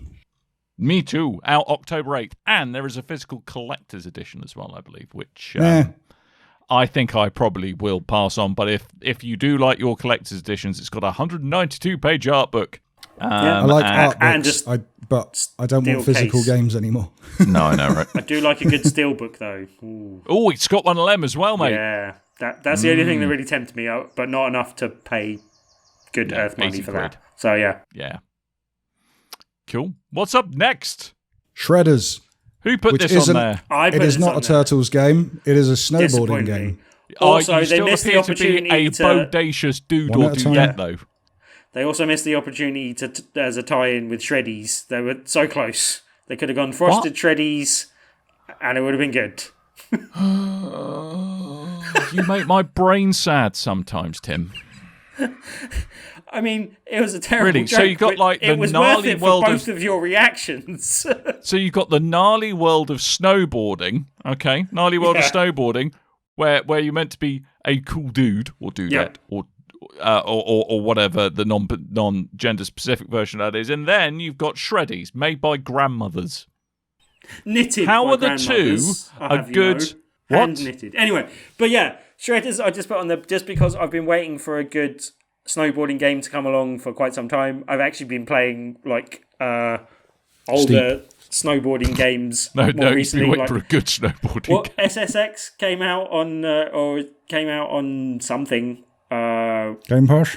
No, I don't think it was. I think it was actually. Nah, that's one of the 3 games. It's not. I think it was actually. I picked it up on Games with Gold a bit ago, basically. Right. So it's an older version of SSX and stuff like that. But yeah, this looked like a nice, shiny, new gen version of a snowboarding game. You wait ages for one decent snowboarding game, and then possibly 2 come along at once. But this one is at least coming to Game Pass. I'll definitely be playing it at some point. And yeah, like coming out in December, that seems like a reasonable time to go play in the snow. But yeah, like it really looks like a really nicely, highly detailed, in the vein of kind of Amped, which was one of my favourite snowboarding games. A bit more realistic and a bit less kind of, over the top and showboaty like and flashy like SSX or something, which I've got time and place for and enjoy, but I quite like a slightly more realistic snowboarding game. And this was one of those ones where I think if you walked in the room when someone was playing it looks as good as it did in the presentation, then you could easily fool people into thinking you were watching TV rather than playing a game type thing. And I kind of like that with my sports games a lot. Except you'll have like a jump meter and a stamina meter and a speed. Well, that's the thing. They didn't show much of that. There wasn't anything on screen on what they showed. That could have just been like it was for Forza. They remove it all for the trailer. But then they also showed a thing where they had the view of someone like filming you doing tricks as well. And I think that might be something that they actually possibly have in the game. I don't necessarily know that. It'd be hilarious if that was like the second player on. You got a score for how the aim of the game is not to just completely miss all of the tricks as you video them. Film it all the way down. You fail the game by submitting 40 minutes of a video of close-up of your knees. The only thing I thought was really suspicious about the trailer, and okay, you're in the snow and everyone's got, headgear and gloves on and stuff, but they showed no skin or sign of humanness at all. Everyone was entirely wrapped in things, basically. And it's like, okay. Snowbots. Have you not done player models yet? Like, this game's supposed to be coming out this year. That seems... I'll try that again. They're snowbots. Robots? Snowbots? No? No. Was that better or worse than my Shreddies thing, Coleman? I think it's... on a par? Tip your waiters. I was going to say, if you go skiing or snowboarding, you tend to not have much skin on show anyway, Tim, because... I know. They've been cold. But it seemed suspiciously a bit a bit more hidden than you would necessarily do in a trailer of a game when showing off highly detailed models and things. But anyway, I don't know. Just suspicious. That is not the angle that I expected you to take on that. So I'm really excited about it, but there's something a bit suspicious about the lack of skin on show in this winter sports game. Well, yeah. I'm not saying I want to see them naked. I'm just saying... But, dude, we weren't saying that either. I want to see the evidence that they've done character models. That's all. Right. You think they just did clothing models on a wireframe? Yeah, that's right. I'm going to tell them you said that. It's a little skeleton underneath. But there you go. Yeah. Shall we talk Elden Ring? Let's do that. Yeah, preparation H is good for that. I can't be bothered to find the drum, the rim shot again. How many ring jokes are we going to have to put up with before this game comes out, Dan? Can we get quite a lot? Over, under? Quite a lot. Although it's nice to know that George Martin's been keeping himself busy instead of writing, you forgot his Thrones books. You never forget the double R. Yeah. George R. Martin. Thank you. Put some respect in your mouth. All right. Yeah, so anyway, you're wondering what he's been doing. This is what he's been doing instead of finishing off his homework. It hasn't been finishing Game of Thrones again. Georgie boy. Well, this is, again, we talk about this on one of the sections coming up, but the idea is George R. Martin hasn't written the story for this game. He's written the world. And then From Software have worked on that to build the story for the game. To be fair, that's probably a good idea, given... Yeah. Otherwise the game would never come out. Although... Well, I mean, not just that. He didn't write the last series. Anyway, but yeah. There we go. Yeah, he makes very good... He writes very good lived-in worlds, but again, he has trouble finishing a story by the sounds of it. Yeah, I mean, I think it's... So this is essentially a spiritual successor to the Souls games. It's From Software, isn't it? Yes. Yeah. And set in a stylized fantasy world from the pen and the mind of George R.R. Martin. Could be, it could be good. Looks, from what we've seen so far, it looks all right, but it's a Souls game. Well, it's got horses, so it's a horse Souls-like, I guess. I have the term, but I'm not giving it away because it's coming up later in the show. Yeah. Equestrian-based Souls. I'll tell you after we've recorded. Exactly. Right. Anyway, so the idea is instead of the single player, you have a horse this time around. But it does look really cool. Lovely horse. I'm really looking forward to this, even though I'm not going to finish it. I know I'm not going to finish it because it's a Souls-like and I never finish them. I'll put like a good 60 hours into it, but I won't finish it. Yeah. I'm not picking that up again for a bit and then forget about it. And then you will then I come back to it like a year later and go, I've forgotten everything. Oh my God, I've forgotten all this crap. Oh my God, help me. Yeah. It's like I've played the beginning 2 hours of Bloodborne a number of times. I am going to start that soon at some point, I think, but I don't know whether to finish off Demon Souls first, but yeah. Wow. By the time you start that, there will be a remake. Yeah, probably. Keep your finger on the pulse there, Tim, all right? As soon as I finish starting it. Anywho, I believe we've got someone to blather on a bit about this. Yeah, so Rick's coming in because he's our resident expert. Resident Souls-like player. He has YouTube channels to play it and stuff, and he's very into these games. So I thought, who better to bring in to talk about this type of video game than Kev from the Barrel? But we couldn't get him, so we got Rick from Comics Inc. instead. Rick Lafar, it's E3 week, and you have. I've sourced you specifically to talk about something that me, Dan, and Tim are not experts in. And that is the genre Mario known Rabbids as 2. Exactly. So we're going to talk about Mario Rabbids Sparkle Drink. I can't remember what they called it. No idea. No, the genre that is affectionately known as Souls-likes or Soulsborns. It's From Software's new game and highly anticipated new title, Elden Ring. I'm assuming you're excited. Nah, not really. No, okay. Back to Mario Rabbids then. That was brilliant. I've been waiting so long to see that trailer, and it was everything I wanted it to be. Just open world Dark Souls. It looks absolutely incredible. With horses. A horse what go boing, which was very odd. That surprised me a little bit. But yeah, it looks amazing. I want it now in my face. Yeah. So the trailer came. This was part of the Summer Games Fest, Jeff Keighley's thingy. I still don't know if it's actually called that. I keep giving it a different name each time. I think it is. I think it's Summer Games Fest. So the idea is From Software, Souls-like, Bloodborne, Dark Souls, Demon Souls, Sekiro, all that kind of stuff, that type of thing. But this time they've enlisted the services of one. I've forgotten his name. George R. Martin. It's a double R, so it's George R. Martin, and he's written the lore of the world, and then From Software have built upon that lore. Is that right? Yes, something like that. I know he was involved with the story and the lore, sort of a cooperation between him and Miyazaki. So, looking at this thing specifically, like what is getting you excited about this, other than dragons with like 4 sets of wings? Well, and a horse. Red-headed woman with one arm beating you up. You've got that bloke with all the hands beating you up. It just looks like, open world Dark Souls. They could have called it Dark Souls World or something, and it would have just made sense.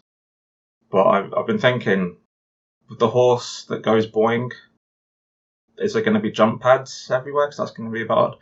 And I'm thinking, is this going to be the FromSoft game that finally tackles the difficulty issue that people have been having with them? Because with George R. Martin connected to it, that's going to be the selling point for new fans. That's going to be what they're going to use to bring in new people. They're going to be George R. Martin, the creator of Game of Thrones. He wrote a video game.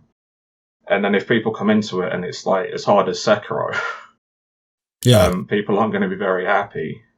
So this might be the one that's toned down a little bit more accessible. But that's good because it could bring people over to Dark Souls and Bloodborne.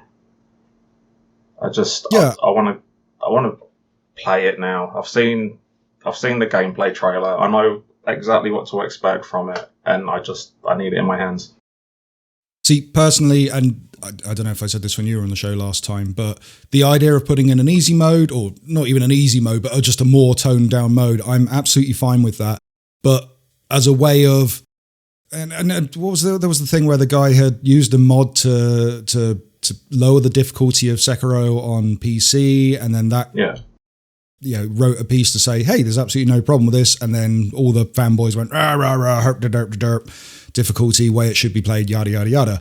I see no problem with putting an easier difficulty in these games so it is more accessible to people that don't have the time and patience to do this, but want the story and the lore and the things to look into, especially when the lore is written by one George R. Martin. But to kind of counteract the anger that you're getting from these fanboys online, also put in a harder mode. And maybe even go back to previous games and put in a harder difficulty and go, oh, by the way, this is the hard mode. What you guys were doing, that was amateur mode, normal mode, whatever you want to call it, normie. Something sounds really insulting to do. Yeah. So, get the lead out, play it properly. Elite mode. But what's funny about that is, for a fact you're going to get people that are going to no-hit that in less than a week. Like, oh, new challenge, let's do it. On a Rock Band drum set or something. Yeah. It's always going to be those people. I've got nothing but respect for them, but holy crap. Yeah, I think I watched the entire playthrough back in the day of, I think it was Dark Souls 2 done on Donkey Konga bongos that had been hacked to work on PC, and that stuff's fun to watch. But yeah, it does look very good. What do you feel about this? There's a lot of kind of, I've seen a bit of backlash against this on the look of the game, in that it doesn't look like a PlayStation 5 or Xbox Series X. Like, it doesn't seem deserving of this generation because it is a multi-generation platform. It's not a PS5 game. It was built for the PS4. It was built for the Xbox One. That's what it's going to look like. Demon Souls was specifically built to be a next-gen or current-gen game. This wasn't. So it's going to be cross-platform. As long as it performs better on the 5 and the Series S and X, I don't care what it looks like. Dark Souls 3 is an incredible looking game. Even now. I'm running on the 5. It looks great. If this looks as good as 3, but runs at 60, I'm happy.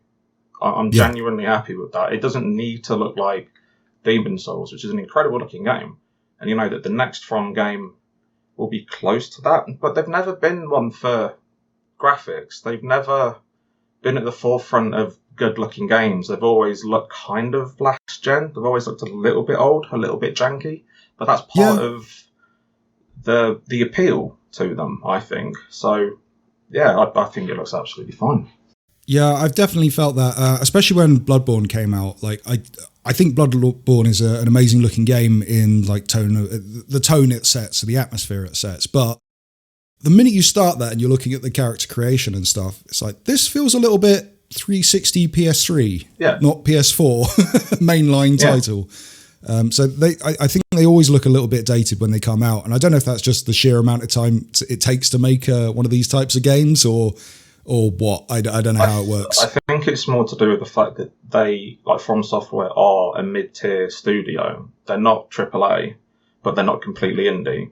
They're mid-tier. They have the budget that Bandai Namco give them, and their games aren't made for a lot of money. No. So, yeah, like it makes sense. They've been allocating the funds into different areas, and yeah. I know we're in the generation now where the only thing we can really do with games is make them look better. And faster. I'm an advocate for as long as it plays well. That's it. It can look crap. Like, you've seen a lot of indie games kind of taking this tongue-in-cheek 32-bit 3D, like Quake kind of look to things, like pixelated 3D, and kind of going, well, it plays at 60 FPS. It's really good and responsive. You know, they've kind of embraced that with the indie side of games. So, yeah, like the visuals to me, I think it was great. Just looks like a big expanded version of Dark Souls 3. Yeah, I really look forward to picking this one up day one and getting not very far into the game, but looking at my total time being like 60 hours and going, I think that's enough Elden Ring for me, and putting it on the shelf for the others. Yeah. Whereas you're a bit better than me at these games. You do tend to finish them. Little bit. Not too big. No, I get pretty far into it, and then I go, do you know what? It would be better if I just started again. And then I start again and run through it a lot better, and then hit my brick wall where I can't continue any further. That's every single Souls-like I've done now. So outside we'll get of you through one, we'll do some co-op and we'll get you through one. We should co-op. You do this on your channel. You do this on your Crush Souls and stuff. So I don't know. Maybe it would have to be Elden Ring specifically because you do all the other ones already. No, we could co-op some Bloodborne. Co-op. I do like Bloodborne. Yeah. Okay. Outside of the highly anticipated Elden Ring, just a quick rundown. What's captured your eye out of E3? And bearing in mind at the point we're recording, the show's not over yet. We have yet to. I think there's a second Xbox stream. There's a Nintendo stream to still go ahead. But what's kind of caught your eye at the moment? Okay, I have a list, so I'm going to try and get through it as quick as possible. Cool. So we've got Elden Ring, obviously. Then we've got Eldest Souls, which is kind of like a 2D top-down Souls-like indie game. Dreamscaper, which looks like a dungeon crawler where the dungeon is in your dream, and then when you die you wake up, have a bit of a life sim, go back to sleep, do the dungeon again, rinse, repeat. That sounds a little bit Persona. little bit Alundra as well, if you played that on the PS1. Solstice, but soul is spelt like soul. Solstice looks like a cross between Devil May Cry and Berserk with a female protagonist, and if it plays as good as it looks, I'm all in. Like, that looks absolutely brilliant. Sacrifier looks like a cool RPG with visuals of Octopath Traveler. It reminds me a lot of the Star Ocean games. So it's got kind of cross between real time and turn-based combat, that lovely 2.5D pixelated look. Minute of Islands, I have no idea what's going on, but it looks stunning, is the note that I've got there. Giga Bash is a 4-player kaiju fighting game that looks like a cross between Power Stone and Rampage, and I want to play that with you. Yeah, yes, it looks say no more. Just mad fun. A bunch of stuff in the Xbox conference looked good. Can't really name any because a lot of it was like stuff that we've seen before, sequels that they didn't really announce properly. But out of the 30 games announced, 27 are going to be day one on Game Pass. Yeah. I managed to get 2 years of Game Pass for £80. So that's brilliant. Like, it's completely proved the point that Game Pass is worth it. That's all my Xbox S is. And I know that in the future, when the servers are off, a couple of generations from now, it's just going to be a box. But for the time that I've got it, it's going to be great. Yeah, for the price you'd be spending for a AAA video game, 2 AAA video games 2 generations ago, you're getting 2 years worth of video games. Yeah. That ain't bad. And then I've also got a note that says Ubisoft, Square Enix and Capcom were all terrible. which was... that says it all. I don't know, there was a couple that have really got me, but I'll leave them for the main show. But then I've got was excited, but now not so much. Stranger of Paradise Final Fantasy Origins has a dumb name, the main characters look crap, and the demo is broken, so I can't actually play it. But that's rumoured to be... That sounds like chaos to me. But that should be right up my street. It's Final Fantasy, Souls-like, made by the guys that made Neo, but it kind of looks more Ninja Gaiden than anything. But I can't tell you what it's like because the demo's broken. Guardians of the Galaxy looks alright, but looks very similar to the Avengers, so I'm sceptical. But I'm erring on the side of caution, but it does look very good. Babylon's Fall. I like that that's been announced and it's out so soon. It's like October that's coming out. Yeah, that's when it's like when and it's single player experience. It's like when Bethesda did it with Fallout 4. They were like, oh, here it is.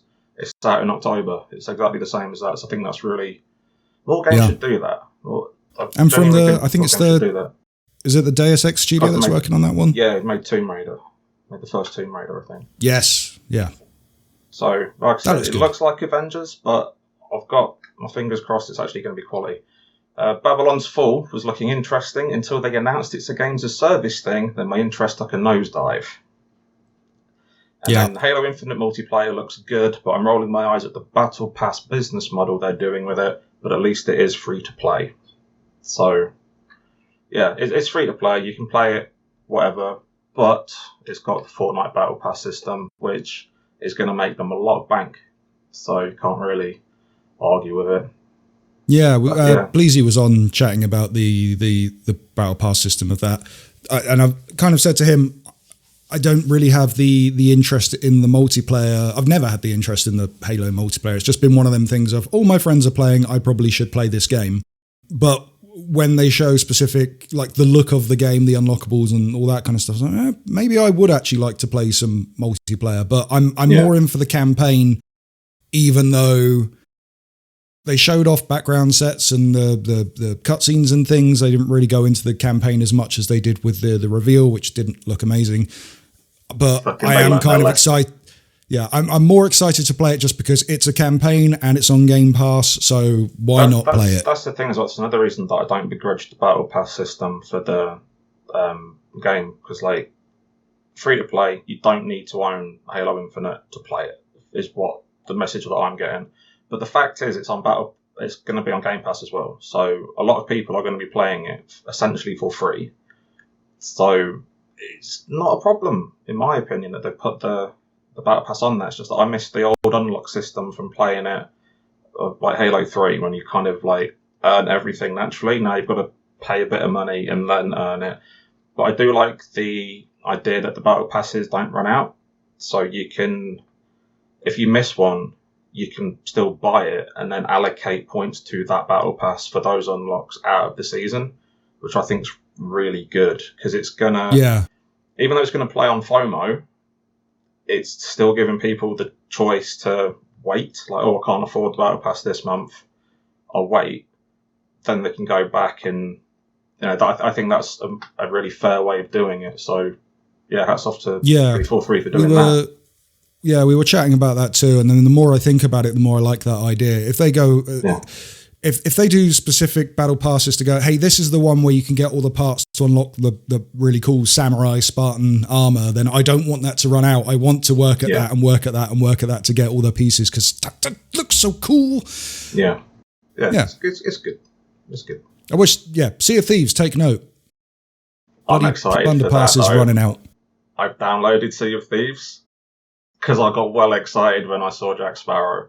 I'm not even ashamed. That first Pirates of the Caribbean film's incredible.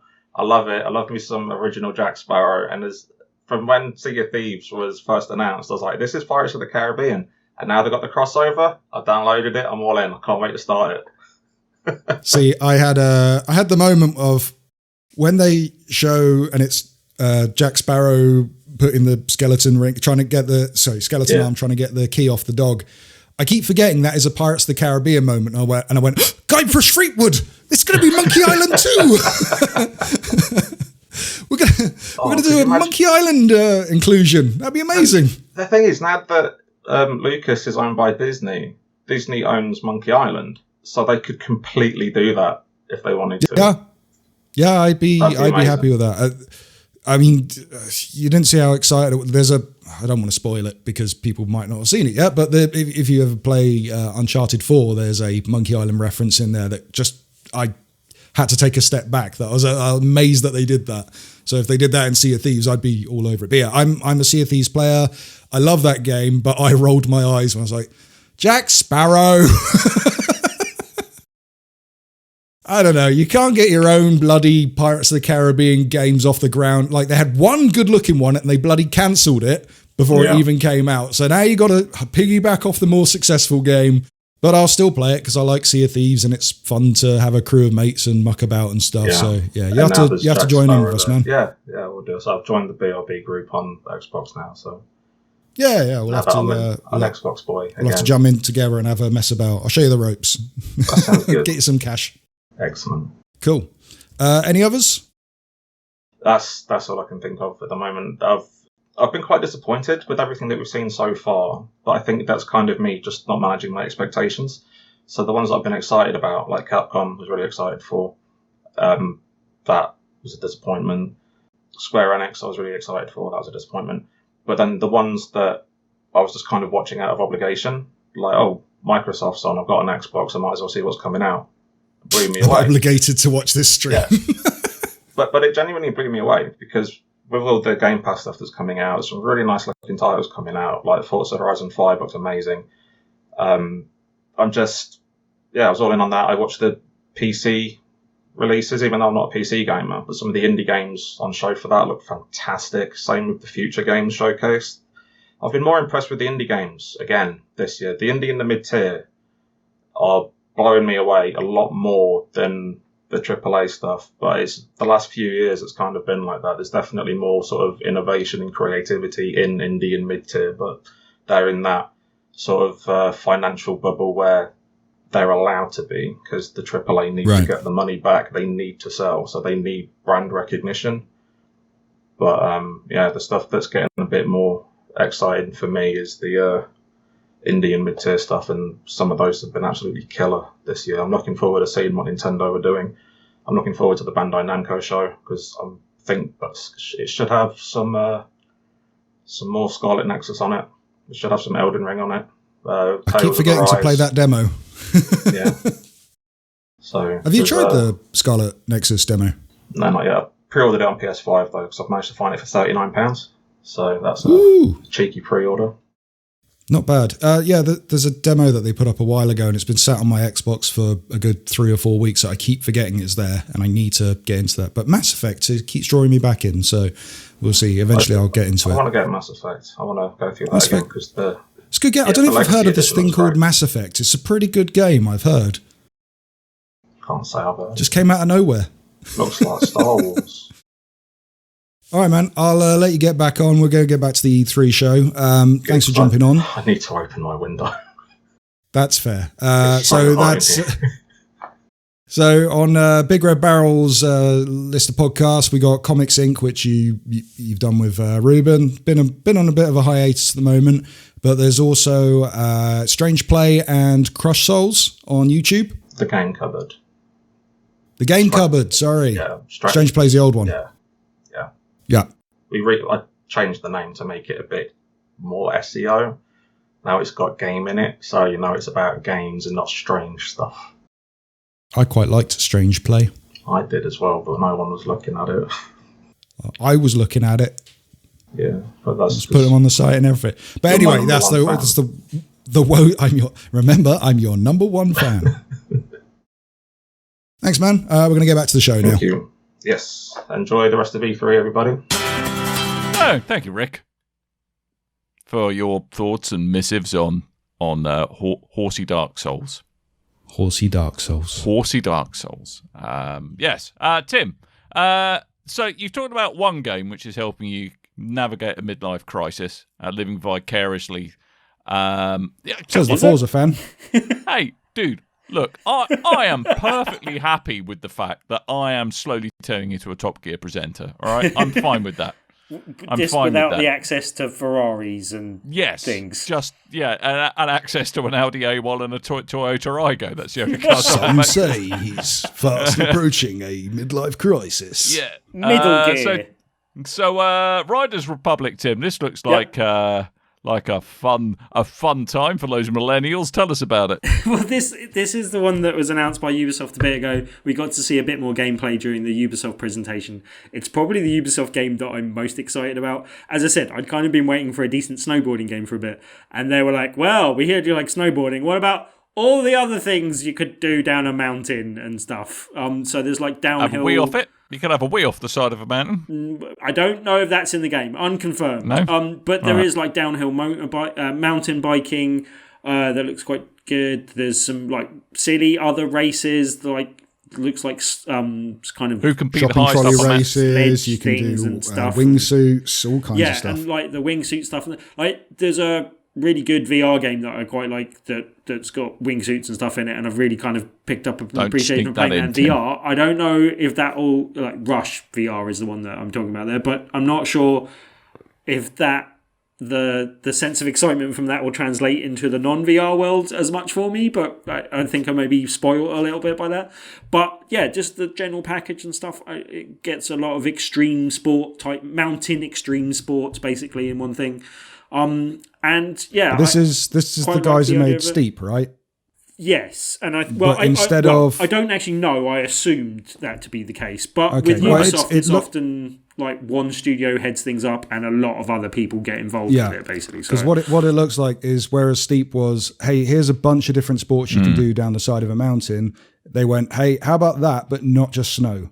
Yeah. But I'm hoping I've heard Steep's better now, like than when it launched. When it launched, it was quite a buggy mess. Yeah. And I should really play it because it's on Game Pass and PlayStation Plus and stuff like that. Yes, and I have hovered over downloading it quite a lot recently because, as I said, with stuff. But I like the aesthetic that this one has, which is more madcap silliness, neon, madness. And it seems a bit more X Games, extreme sports kind of influenced, and for the better. I almost kind of got a Trials vibe from it, actually. Yeah, there's a bit of that there, I reckon.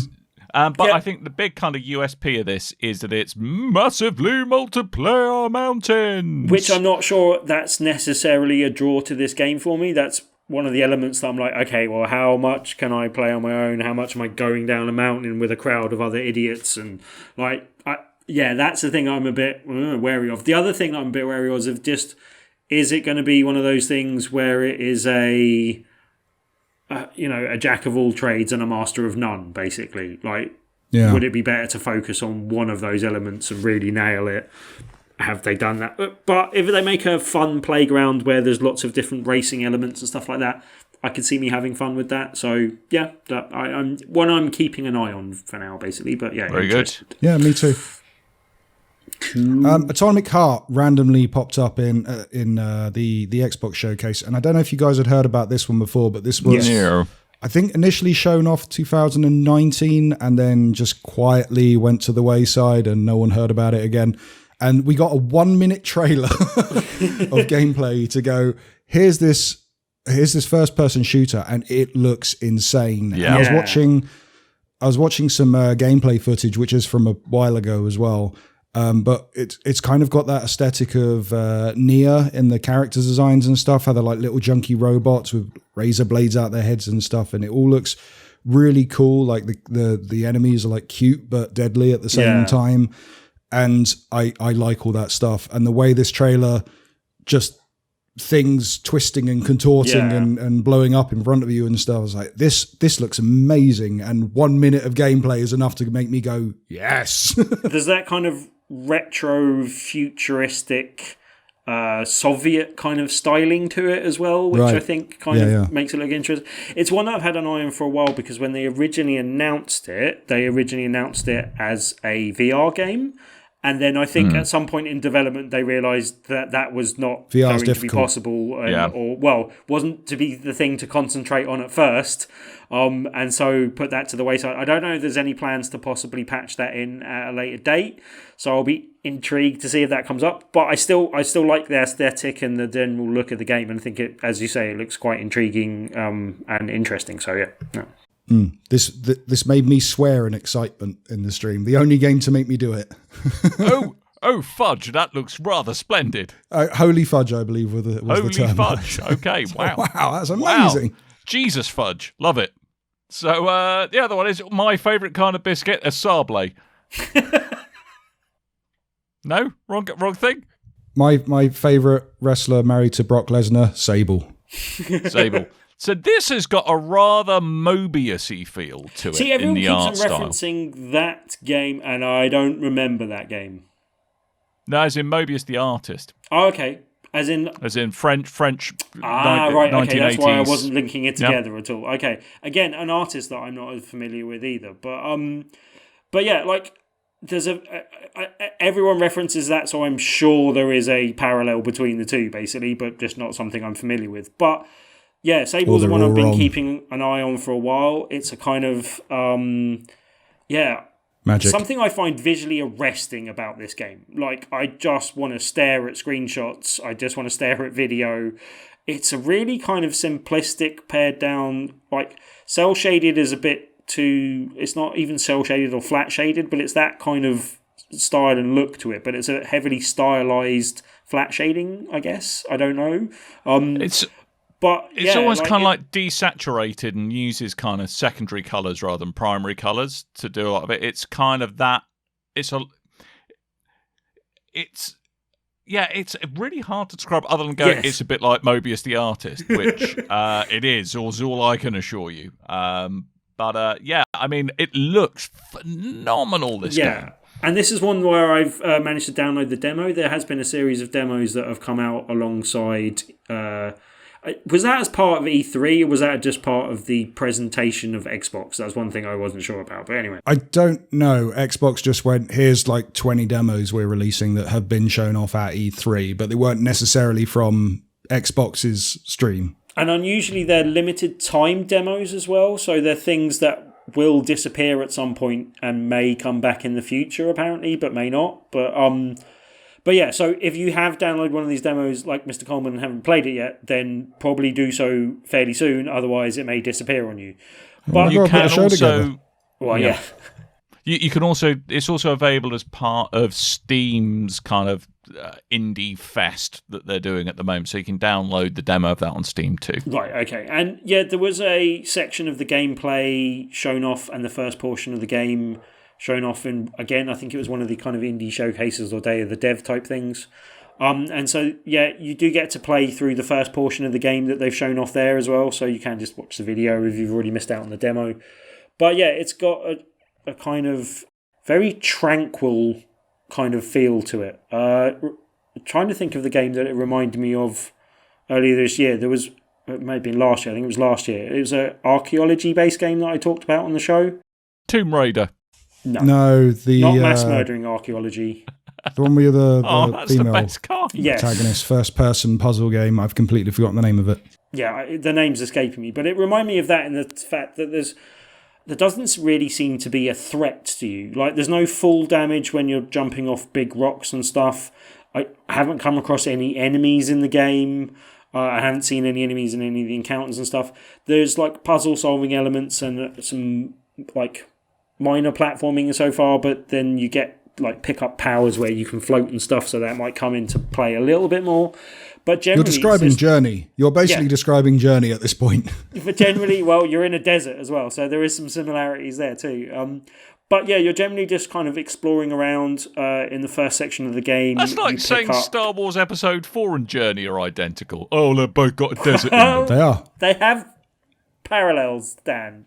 But yeah, in Episode 7, she's got the speeder bike, much like in Sable. Much like in Sable. Yeah, and So, you do pick up your kind of speeder bike in this type thing, and it is a kind of floating hover bike that you pick up Star Wars. and go around. It's like it hovers. That seems to be something where I'm guessing there's different bikes you can get throughout the game, possibly, or you can level up your bike. I'm not entirely sure how that plays out in the main game so far, but in the early part of the game, they give you a little hover bike that you have to kind of prove that you can use properly, and then go on from there. And yeah, like I did actually crash the demo at one point, but I got to the point where I was like, okay, I've seen a bit of this and I know where it goes from here a little bit because I've seen a bit of the gameplay, and I'm like, I am fully on board for this game. I don't need to play anymore. I don't know if it's going to transfer my progression to the main game when I play it, so I'm going to go in fresh, apart from the little bit I've already played, basically. Yeah, I mean, it's kind of, I mean, joking aside, I mean, there are some parallels with Journey. That you are kind of, you know, you're playing the part of a character who's essentially going through a rite of passage and is discovering not only about herself, but also, you know, kind of the mysteries of the world around her as well. So you know, I'm really looking forward to a game that kind of conjures up that sense of wonder, since that's something I absolutely loved in Journey the first time. Yeah, and the mechanics for the hover bike are like really good as well. And I think that's a major integral part of the game, and you exploring the wider environment and getting between the locations in the environment. But the fact that works really well and they've nailed that, I'm like, okay, that's really good. It's got like a thing where you can just drive and then you can press a button and it goes into a hover mode where it's easier to kind of just move backwards and forwards and left to right. But yeah, that seemed to work really well and played really nicely. So I'm like, yeah, okay, definitely on board for that. It's one that, yeah, be looking out for more in the future. I believe it's coming. It's one of the ones that coming to Game Pass as well. In fact, I'm pretty sure they did say it's coming to Game Pass and coming this year. Coming so to Game Pass. Yeah, that's definitely one that I'm definitely looking forward to. Oh, I've got it. It's God of War, Horizon Forbidden West, and Gran Turismo. Those are the 3 games that aren't coming to Game Pass. There you go. Confirmed. Yeah, Horizon Forbidden West. Okay. I'm just happy we're seeing more of Sable rather than them just sticking it in a random compilation where you see like 5 seconds of the game and I go, what the hell is that? That looks amazing. We're actually, and we have a demo now, you know. It's cool. And it's coming this year. In September, I believe. On the Ubisoft conference, there was Avatar Frontiers of Pandora, which I just wanted to gloss on because there was no gameplay. It was just a little teaser shot coming out next year sometime. But it's kind of, and I don't like the film Avatar. I think it's a rubbish film. But see, I don't hate it as much as the rest of the world does. But hey, I like the world and the world building that's got into it. Like I like the idea of the Disney park and all that kind of stuff where they've done Pandora. And then when you take that world and you throw in the team that made The Division, I want to know what that is. So I'm excited. Do you want to use your hair to connect with your vehicles? Yes, you do. I hate to break it to you, fella. You're a slaphead. This might not be the game for you. Oh no, you're going to have to grow that beard out. You're going to go full.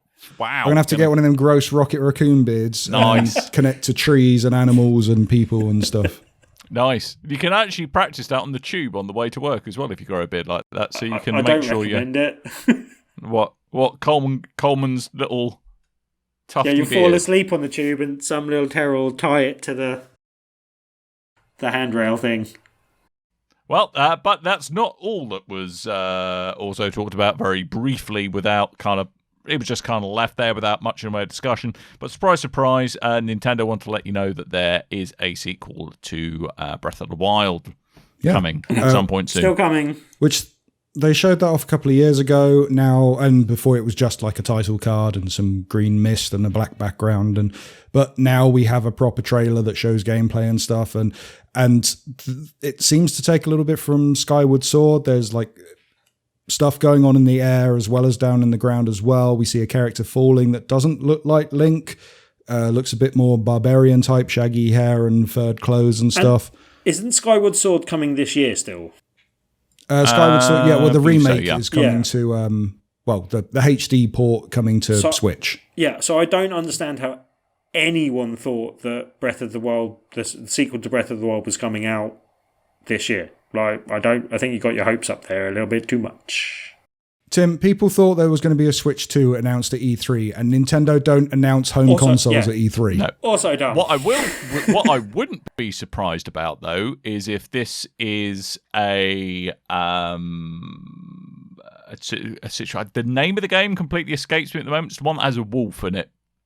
Oh, Twilight Zelda Princess. Hungry as a wolf. I wouldn't. But it's not. What, Tim? He was doing the Duran Duran song, Hungry Like the Wolf. Great. Thanks, mate. Yes. It's what you do all the time. This is going to be, I reckon, going to be released both on Switch, but also whatever the Switch Pro or Switch 2 is as well. I think it's going to be a cross-generational game. If there is a Switch Pro, then I think it's going to be one of those cases where they have to make all the games forward and backwards playable with both consoles. It will just be a case of this will play better on Switch 2 or whatever that version is. But yeah, this game, it looks really cool. I think every year I go, oh yeah, I should probably finish Breath of the Wild because that game is big. And I do, and I get stuck at a point, and then I'll put it down for another year. But that game's lasted me. I've put a lot of time into that game. I've still not finished it. So I've still not unlocked the motorbike that I paid for like 4 years ago. No, it's really good. It's a corking game, and what I really like was all like the extra little kind of post-game bits, like all the little puzzle dungeons, stuff like that. But the one thing I really hope they You're going to talk about weapon degradation. Yeah.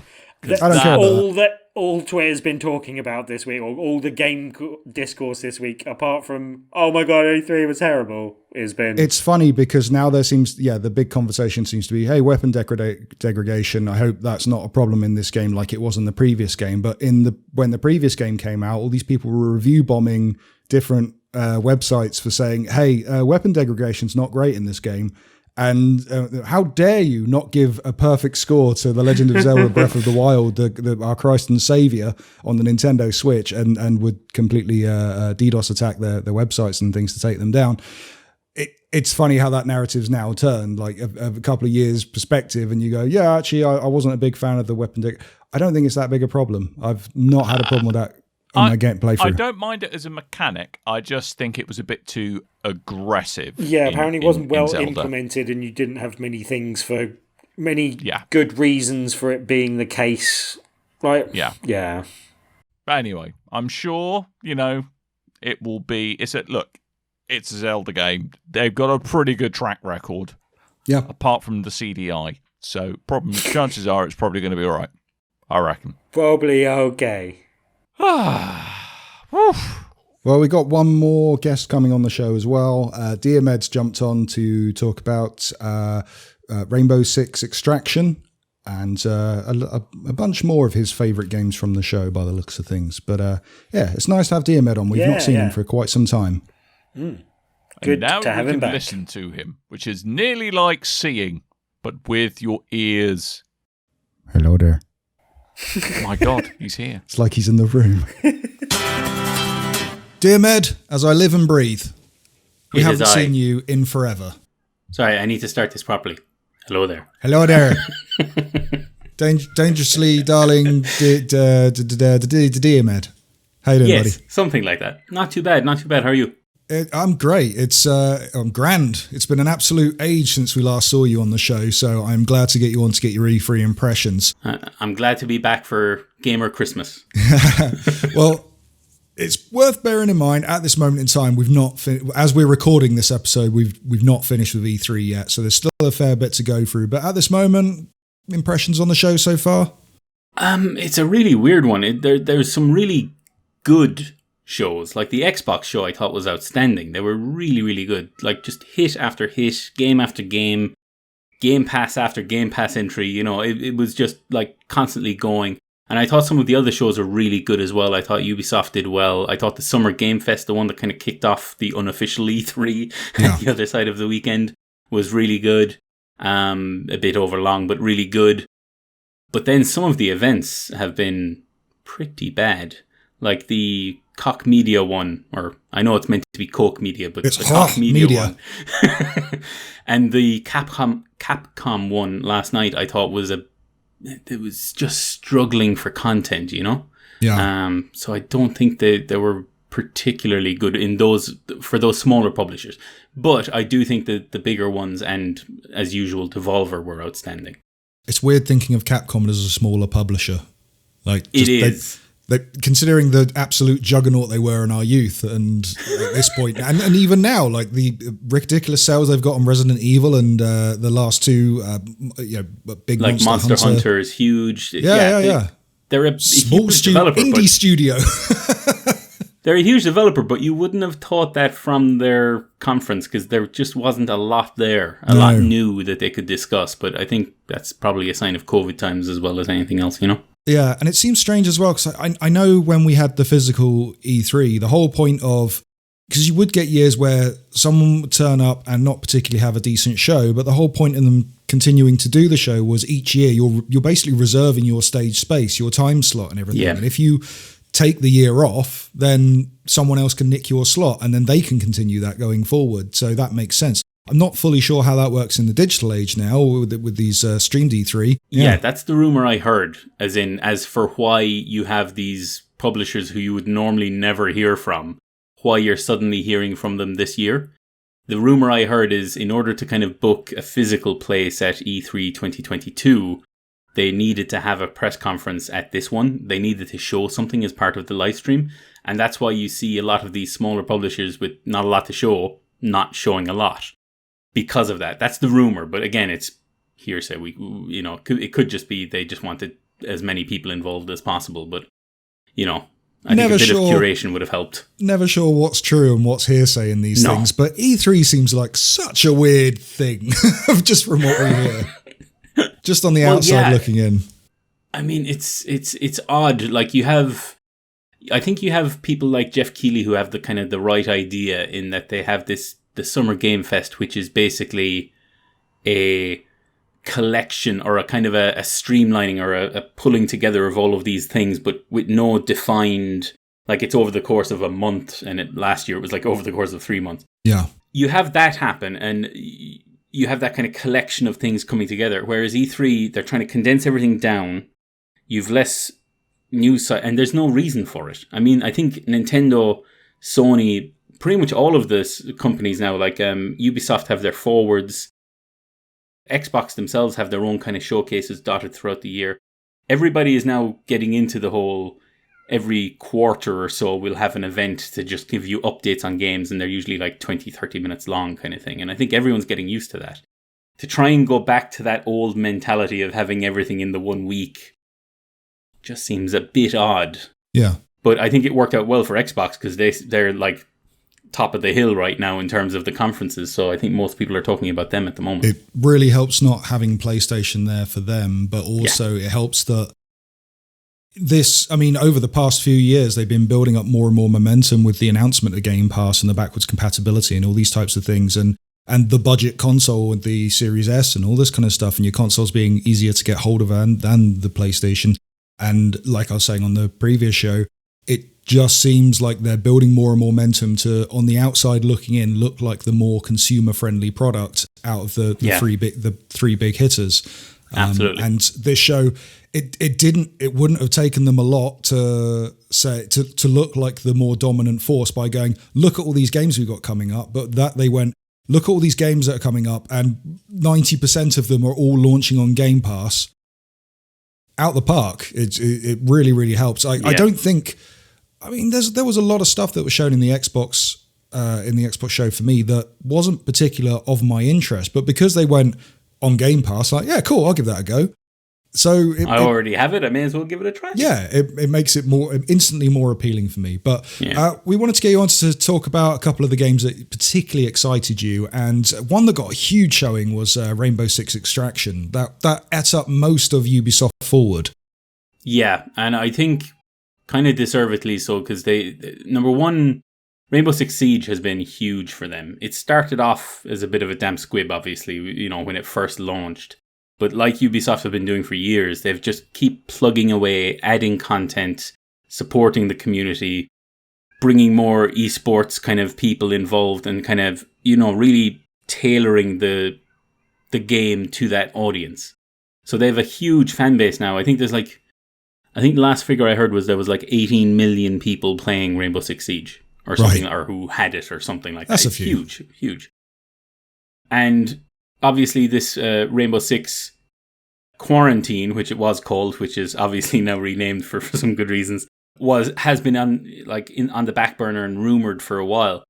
So this is their event where they get to splash and show this is what Rainbow Six Extraction is going to be.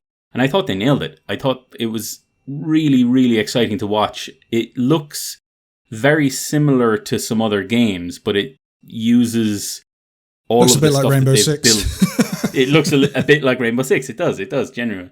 But it also has elements of, I thought, stuff like Zombie Army. You know, like the safe rooms that you get to a section and there's a safe room that breaks up and then you get to move on to the next section and things like that. Left 4 Dead, that kind of thing. Exactly.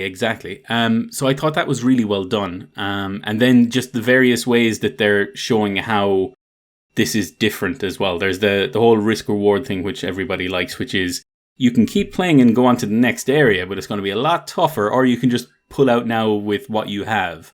And those are going to be interesting conversations with your 2 other teammates and whether you want to go ahead or not.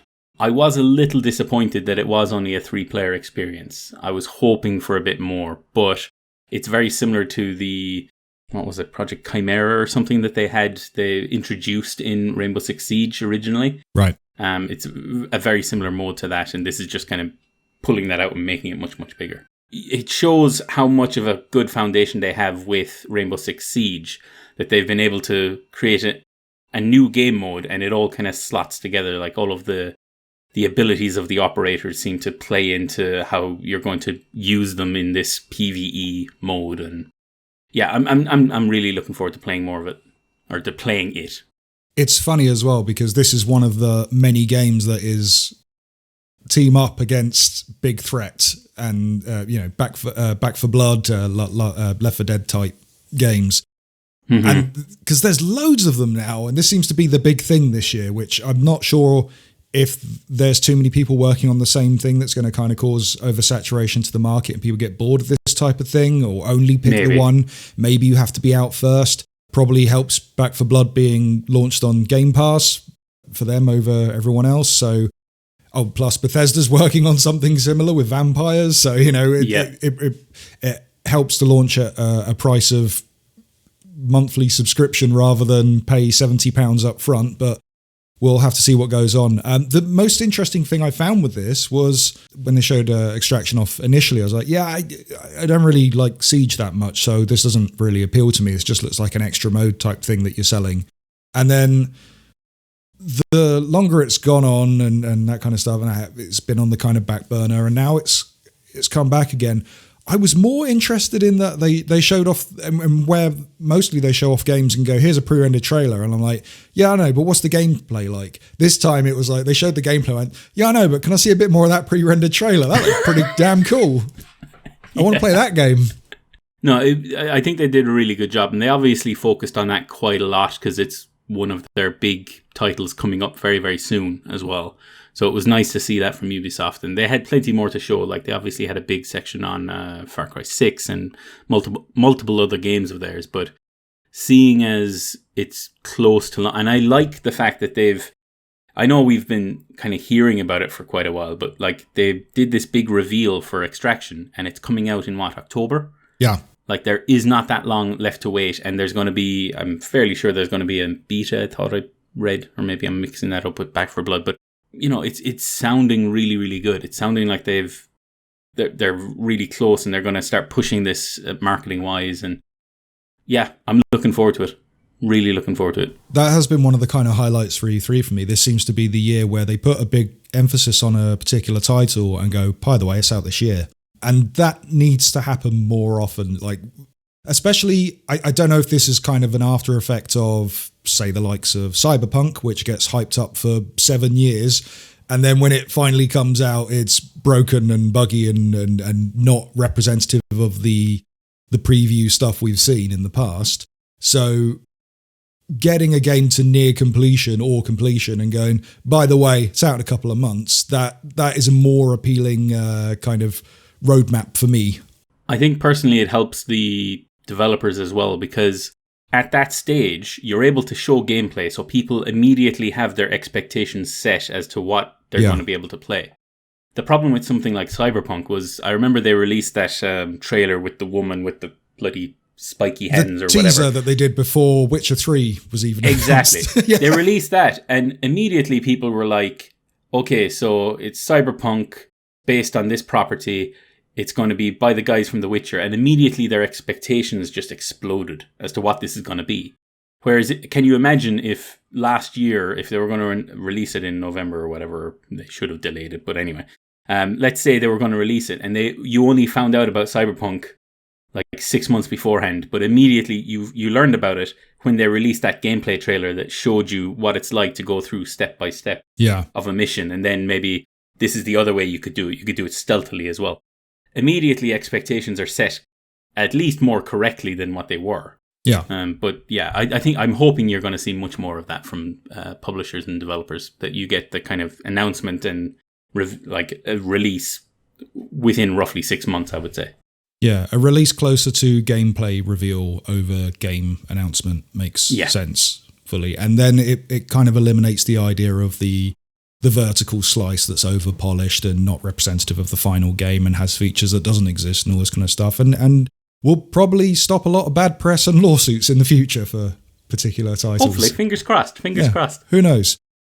Yeah, so Rainbow Six Extraction, pretty cool one on there. Kenna Bridge of Spirits, which this was unveiled at the PlayStation 5 reveal, I believe. Mm-hmm. And then and it kind of, I think it blew many people away, including myself. I mean, it just looks stunning. It looks like a proper movie animation come to life, and that makes sense because Ember Lab, who are making it, have their background in making movie animation.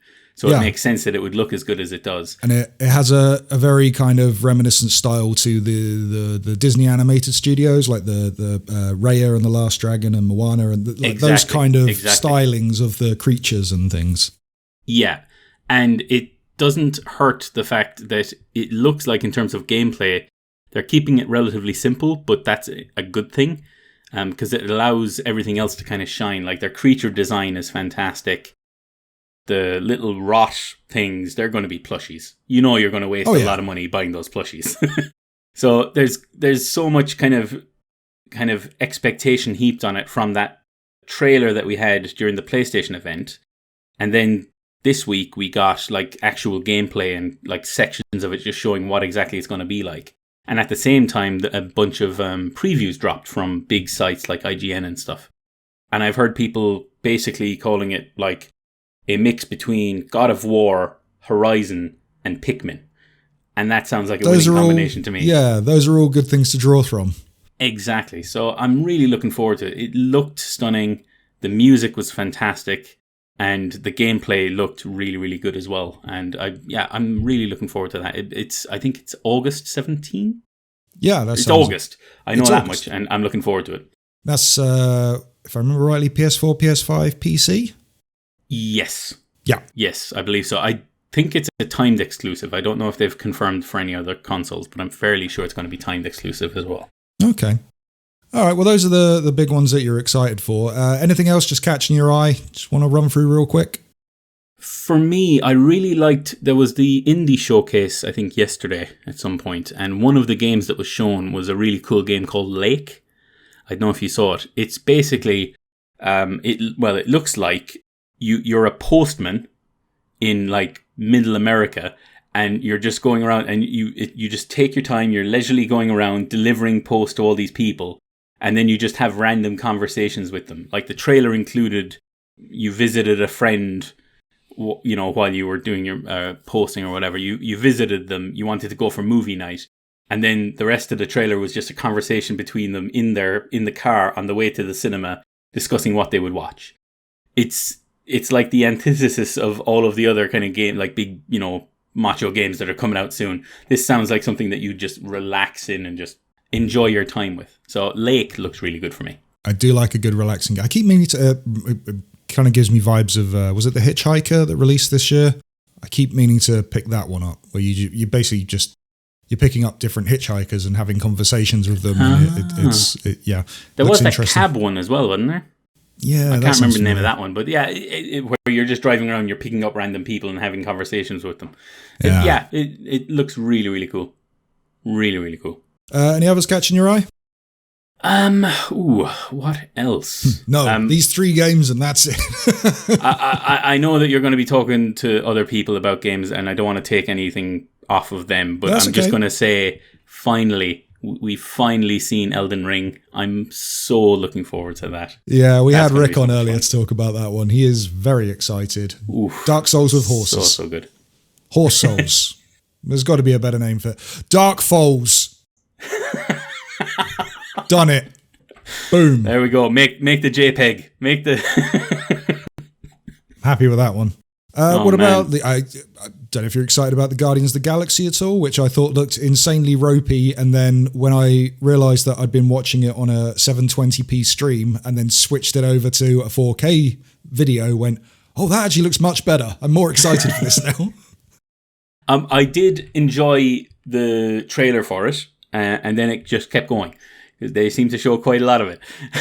That was a similar problem I had with the Rainbow Six Extraction. Because they kind of kept going a little bit. But it was nice to see, because we got to kind of set our expectations. It was the first time we'd seen it. And similarly for, Guardians of the Galaxy. But what they seemed to do was a bit weird, was that they'd kind of show a trailer with a lot of the gameplay stuff in it. And then they'd kind of fade as if they're going on to something else. And then they'd come back, okay, now we're just going to play through that level that you just saw in snippets in the trailer. Yeah. It's like, okay. Should have picked one or the other, like maybe come back later and show gameplay rather than exactly. If you're going to do one that long. Yeah, I thought it was very unfortunate for them that 1 or 2 days before the He-Man trailer dropped and also used "I Need a Hero" by Bonnie Tyler, because if they didn't do that, I would have been like, yeah, this tune slaps. But instead of like, Kevin Smith already beat you to it, man. Sorry, guys. Also, that He-Man trailer. Whew. What I will say, though, about it is it looked fantastic in terms of tone and the fact that Eidos Montreal, they're a really good developer. I will say that for me, the combat looked very ropey in a kind of an Avengers sort of way.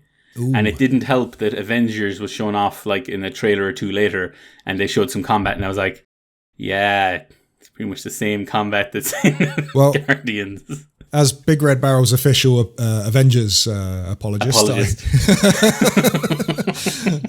I don't know. I really like it. Plus, I'm really excited for this War of Wakanda. I'm looking to come for, out as and well. especially because there's so many comic people involved in the writing of the Guardians game as well. Like when they showed that video of the guy who actually wrote some of the Guardians comics and Marvel comics, so it should be good. Yeah, definitely. Yeah, it's interesting as well because like they did a kind of reboot of the comic that ended up inspiring the movie that then inspired the looks of the future comics, which now inspires the video game. So, and like the tone keeps changing each time. So it's interesting how that all works out. But yeah. Any others that you want to throw out there at all? What else did I watch? Did you watch the Devolver press conference? No, that's always my to-do. I'd never put that in my I have to watch this live because of the silliness. I need to get in the right mood. It's worth watching for the silliness, but they also had a game there, and I'm just going to try and find the name of it. It was something like the Tale of Yomi, Trek to Yomi. Excuse me. Trek to Yomi. Trek to Yomi, Yomi or something like that. And it basically gave me Ghost of Tsushima 2D vibes. Oh, you know, okay. It looked really stylish, as most Devolver projects do, but it just looked incredible, like gameplay wise as well. It looked like a 2D Ghost, so there was kind of parrying, and you know, aesthetically it was perfect. The music was fantastic. But that is definitely worth keeping an eye on, I think, as well. Excellent. All right then, mate. We'll leave it there. Good to see you again on the show. Good to listen to your beautiful Irish dulcet tones once again. I have missed you. We'll have to get you on the show proper and have a good old chinwag about what you've been up to. But yeah, absolutely. Again, as we're recording, E3 is still going on, so I hope you enjoy the rest of your E3, and I hope it brings you all the beautiful games that you so wish. Yeah. It's like that period between Christmas and New Year's now, You know, the hype starts to fade, and then you get, Gamescom. I mean, thanks to the fact that so many games are being shown that are coming out this year, it's kind of like you've discovered where your parents are hiding the Christmas presents, and now you know what you're getting. So now it's like, come on. And now you're just waiting. Just give them to me now. They're so close. I want to be Rocket Raccoon. All right, buddy. Thanks for jumping on. No problem. Cheers. Bye.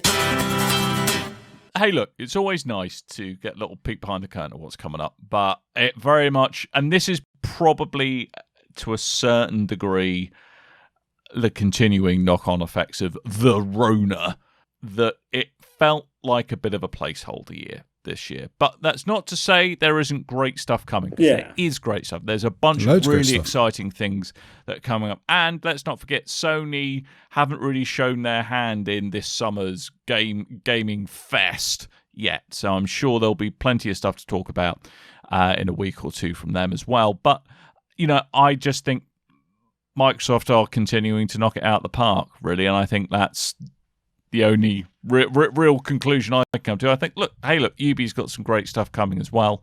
Yeah. But I'm very excited to see how Game Pass continues to grow. Once again, the winner this week was probably Game Pass in terms of positive news coming out of press conferences and things. I think some of the negativity online seemed to come, especially in the comments sections, no surprise, but from E3's actual presentations, when people were tuning in and looking at E3 stuff when they're doing panels and other stuff that people aren't necessarily used to kind of tuning into an E3 thing for. And if you take press conferences out of E3, I think this year has proved that E3 doesn't have as much to offer. Like, there has been some interesting content coming out of people. I don't want to kind of, besmirch what's going on there. Interesting content coming out of people? Coming out, produced by people. Oh, that's worse. You talking about your mate Keeley again? Oh, yeah, exactly. So people have been crimping some wonderful nuggets of news out. Well, like you say, it has been a difficult year for video games, and I was actually quite pleased with what we got. And as I said, some of that was just things catering to my taste, like the Nintendo Direct was a bit more to my taste than I was expecting. And got some good news out of Xbox, and wasn't entirely necessarily expecting a Forza Horizon 5. Were we due a Horizon before the other one? Motorsport. There is a kind I found of that surprising. a new Forza Motorsport coming out, but they literally, I think that was 20 seconds at the end going, hey, look, we haven't forgotten about it, yeah, honest. Yeah, but I thought we were due Motorsport before another Horizon. Anyway, but so there were little things like that. There were little things like that were nice surprises, and a couple of snowboarding games which I've been looking forward to and stuff like that. Oh my God. So yeah, there was some good stuff hitting for me, but I think I'd also adequately tempered my expectations, because I wasn't expecting massive announcements from anyone like new consoles or anything else, and I think anyone that set themselves up for that disappointment was obviously more disappointed than I would have been, and I think most people should have been, basically. But I can understand the frustration, but as I say, it's been a really difficult year to produce stuff. I can entirely understand things being delayed till next year. I'm quite pleased that we're getting some good games from now until then on Game Pass and through other platforms. There's going to be a steady output of games that I'm interested in between now and the end of the year and in the early part of next year, and I think I'm okay with that. So yeah, that's not too bad. Jolly good. I enjoy. I went through the majority of the streams. I think the only one I haven't seen is Co-Media, but that's because they didn't. I can't find their stream. I didn't watch it live, and I can only find other people talking over it, and I don't want to watch that. I want to watch just their trailers. So I might just go on their channel and have a look. Yeah, I didn't hear you. Did you say the Koch one? Yeah. Is that the one? Yeah, no. Can't find it anywhere. Nope. They may have pulled it from all known sources. It was not good. Really? There are a bunch of them. I mean, like the Capcom one people are complaining about. There wasn't anything particular worth putting there for. If it was a mainline E3 show, you would be complaining about this. Kind of harkens back to when Square Enix tried to do one like 4 years ago at E3, and it was just a set of trailers for stuff they already had out. Well, the whole Verizon section that started the whole actual E3 presentation things off was literally almost an advertising slot for something that 3/4 of their audience can't even buy if they wanted to. So, like, I didn't understand a lot of that. On the other side of that, like when Xbox did their presentation and they did have a stage and stuff, even though it was like a small in studio, like a stoop basically. But when they did that and I watched that and there was no crowd noise, I was like, oh, this is brilliant. Because if you remember, like the last crowd, well, the last time Bethesda did, they were mugging to the crowd. Apparently, there was reports that a good chunk of the front row were either employees or drunk, and everyone's screaming and going over the top and all that kind of stuff. And the Xbox one where Keanu Reeves comes out and all that, I didn't miss that at all. Yeah, I hate to break it to you. From what I've seen from E3 press conferences, I spoke to a number of Microsoft employees in the queue, basically. Like, there are a number of Microsoft people that go to every Xbox conference from what I've seen. Oh yeah, I can imagine that. But it showed to me that you can do E3 without, I mean, you could do a completely separate thing where you go, here's the public, turn up and play all the games. Out in the back, there's all our boardroom stuff going on. The press stuff, you can totally keep that private. You can totally do it pre-recorded. You don't need a big live show. It works this way, and it's actually more pleasurable that way, I think. I'll be really interested to see when Sony times their next state of play post E3 in terms of, like, do they just do it? Do they just keep all their big announcements for Gamescom now, or do they just do something completely independent and do something in their own time? They'll do something independent, I think. I don't know. EA Play's coming in a couple of weeks, I think, or a month. It's but EA Play's kind of got a bit of a thing going on with Game Pass, unsurprisingly, at the moment. So I'd be a little surprised if Sony choose that to be the thing they're linking into. But hey, we're way over. We are way over, so we should go. Yeah, but not before you go to www.BigRedBarel.com, where you should come say hello. There's a link to our Discord on that website as well. You should go and say hello there too. So make sure you do. There's all kinds of lovely people there where we talk about all kinds of video game systems, and of course, my eternal search for a full Destiny 2 fire team. Quite excited about crossplay coming out because I might get a full team. And I've just remembered we didn't get a chance to talk about the Intellivision, but still. There's going to be Sea of Thieves. There's going to be Sea of Thieves stuff coming up on Discord. Oh yeah, we didn't get to talk about that as well. Now we've got to go be pirates with Jack Sparrow. That was a really good tie-in, I have to say. That was a good piece of... Come back to that later. Come back to that next show. Anyway, so Twitter... Twitter.com/BigRedBarel, Facebook.com/BigRedBarel, YouTube/BigRedBarel TV. It's all available in the show description. Indeed. So that is your lot. And we're going to go because we've been in your face head for too long. So all that remains is for me to remind you that I have been Dan. I might have been Tim. I've been Coleman. Yeah, you have. So until next time, dear listeners, toodle bye.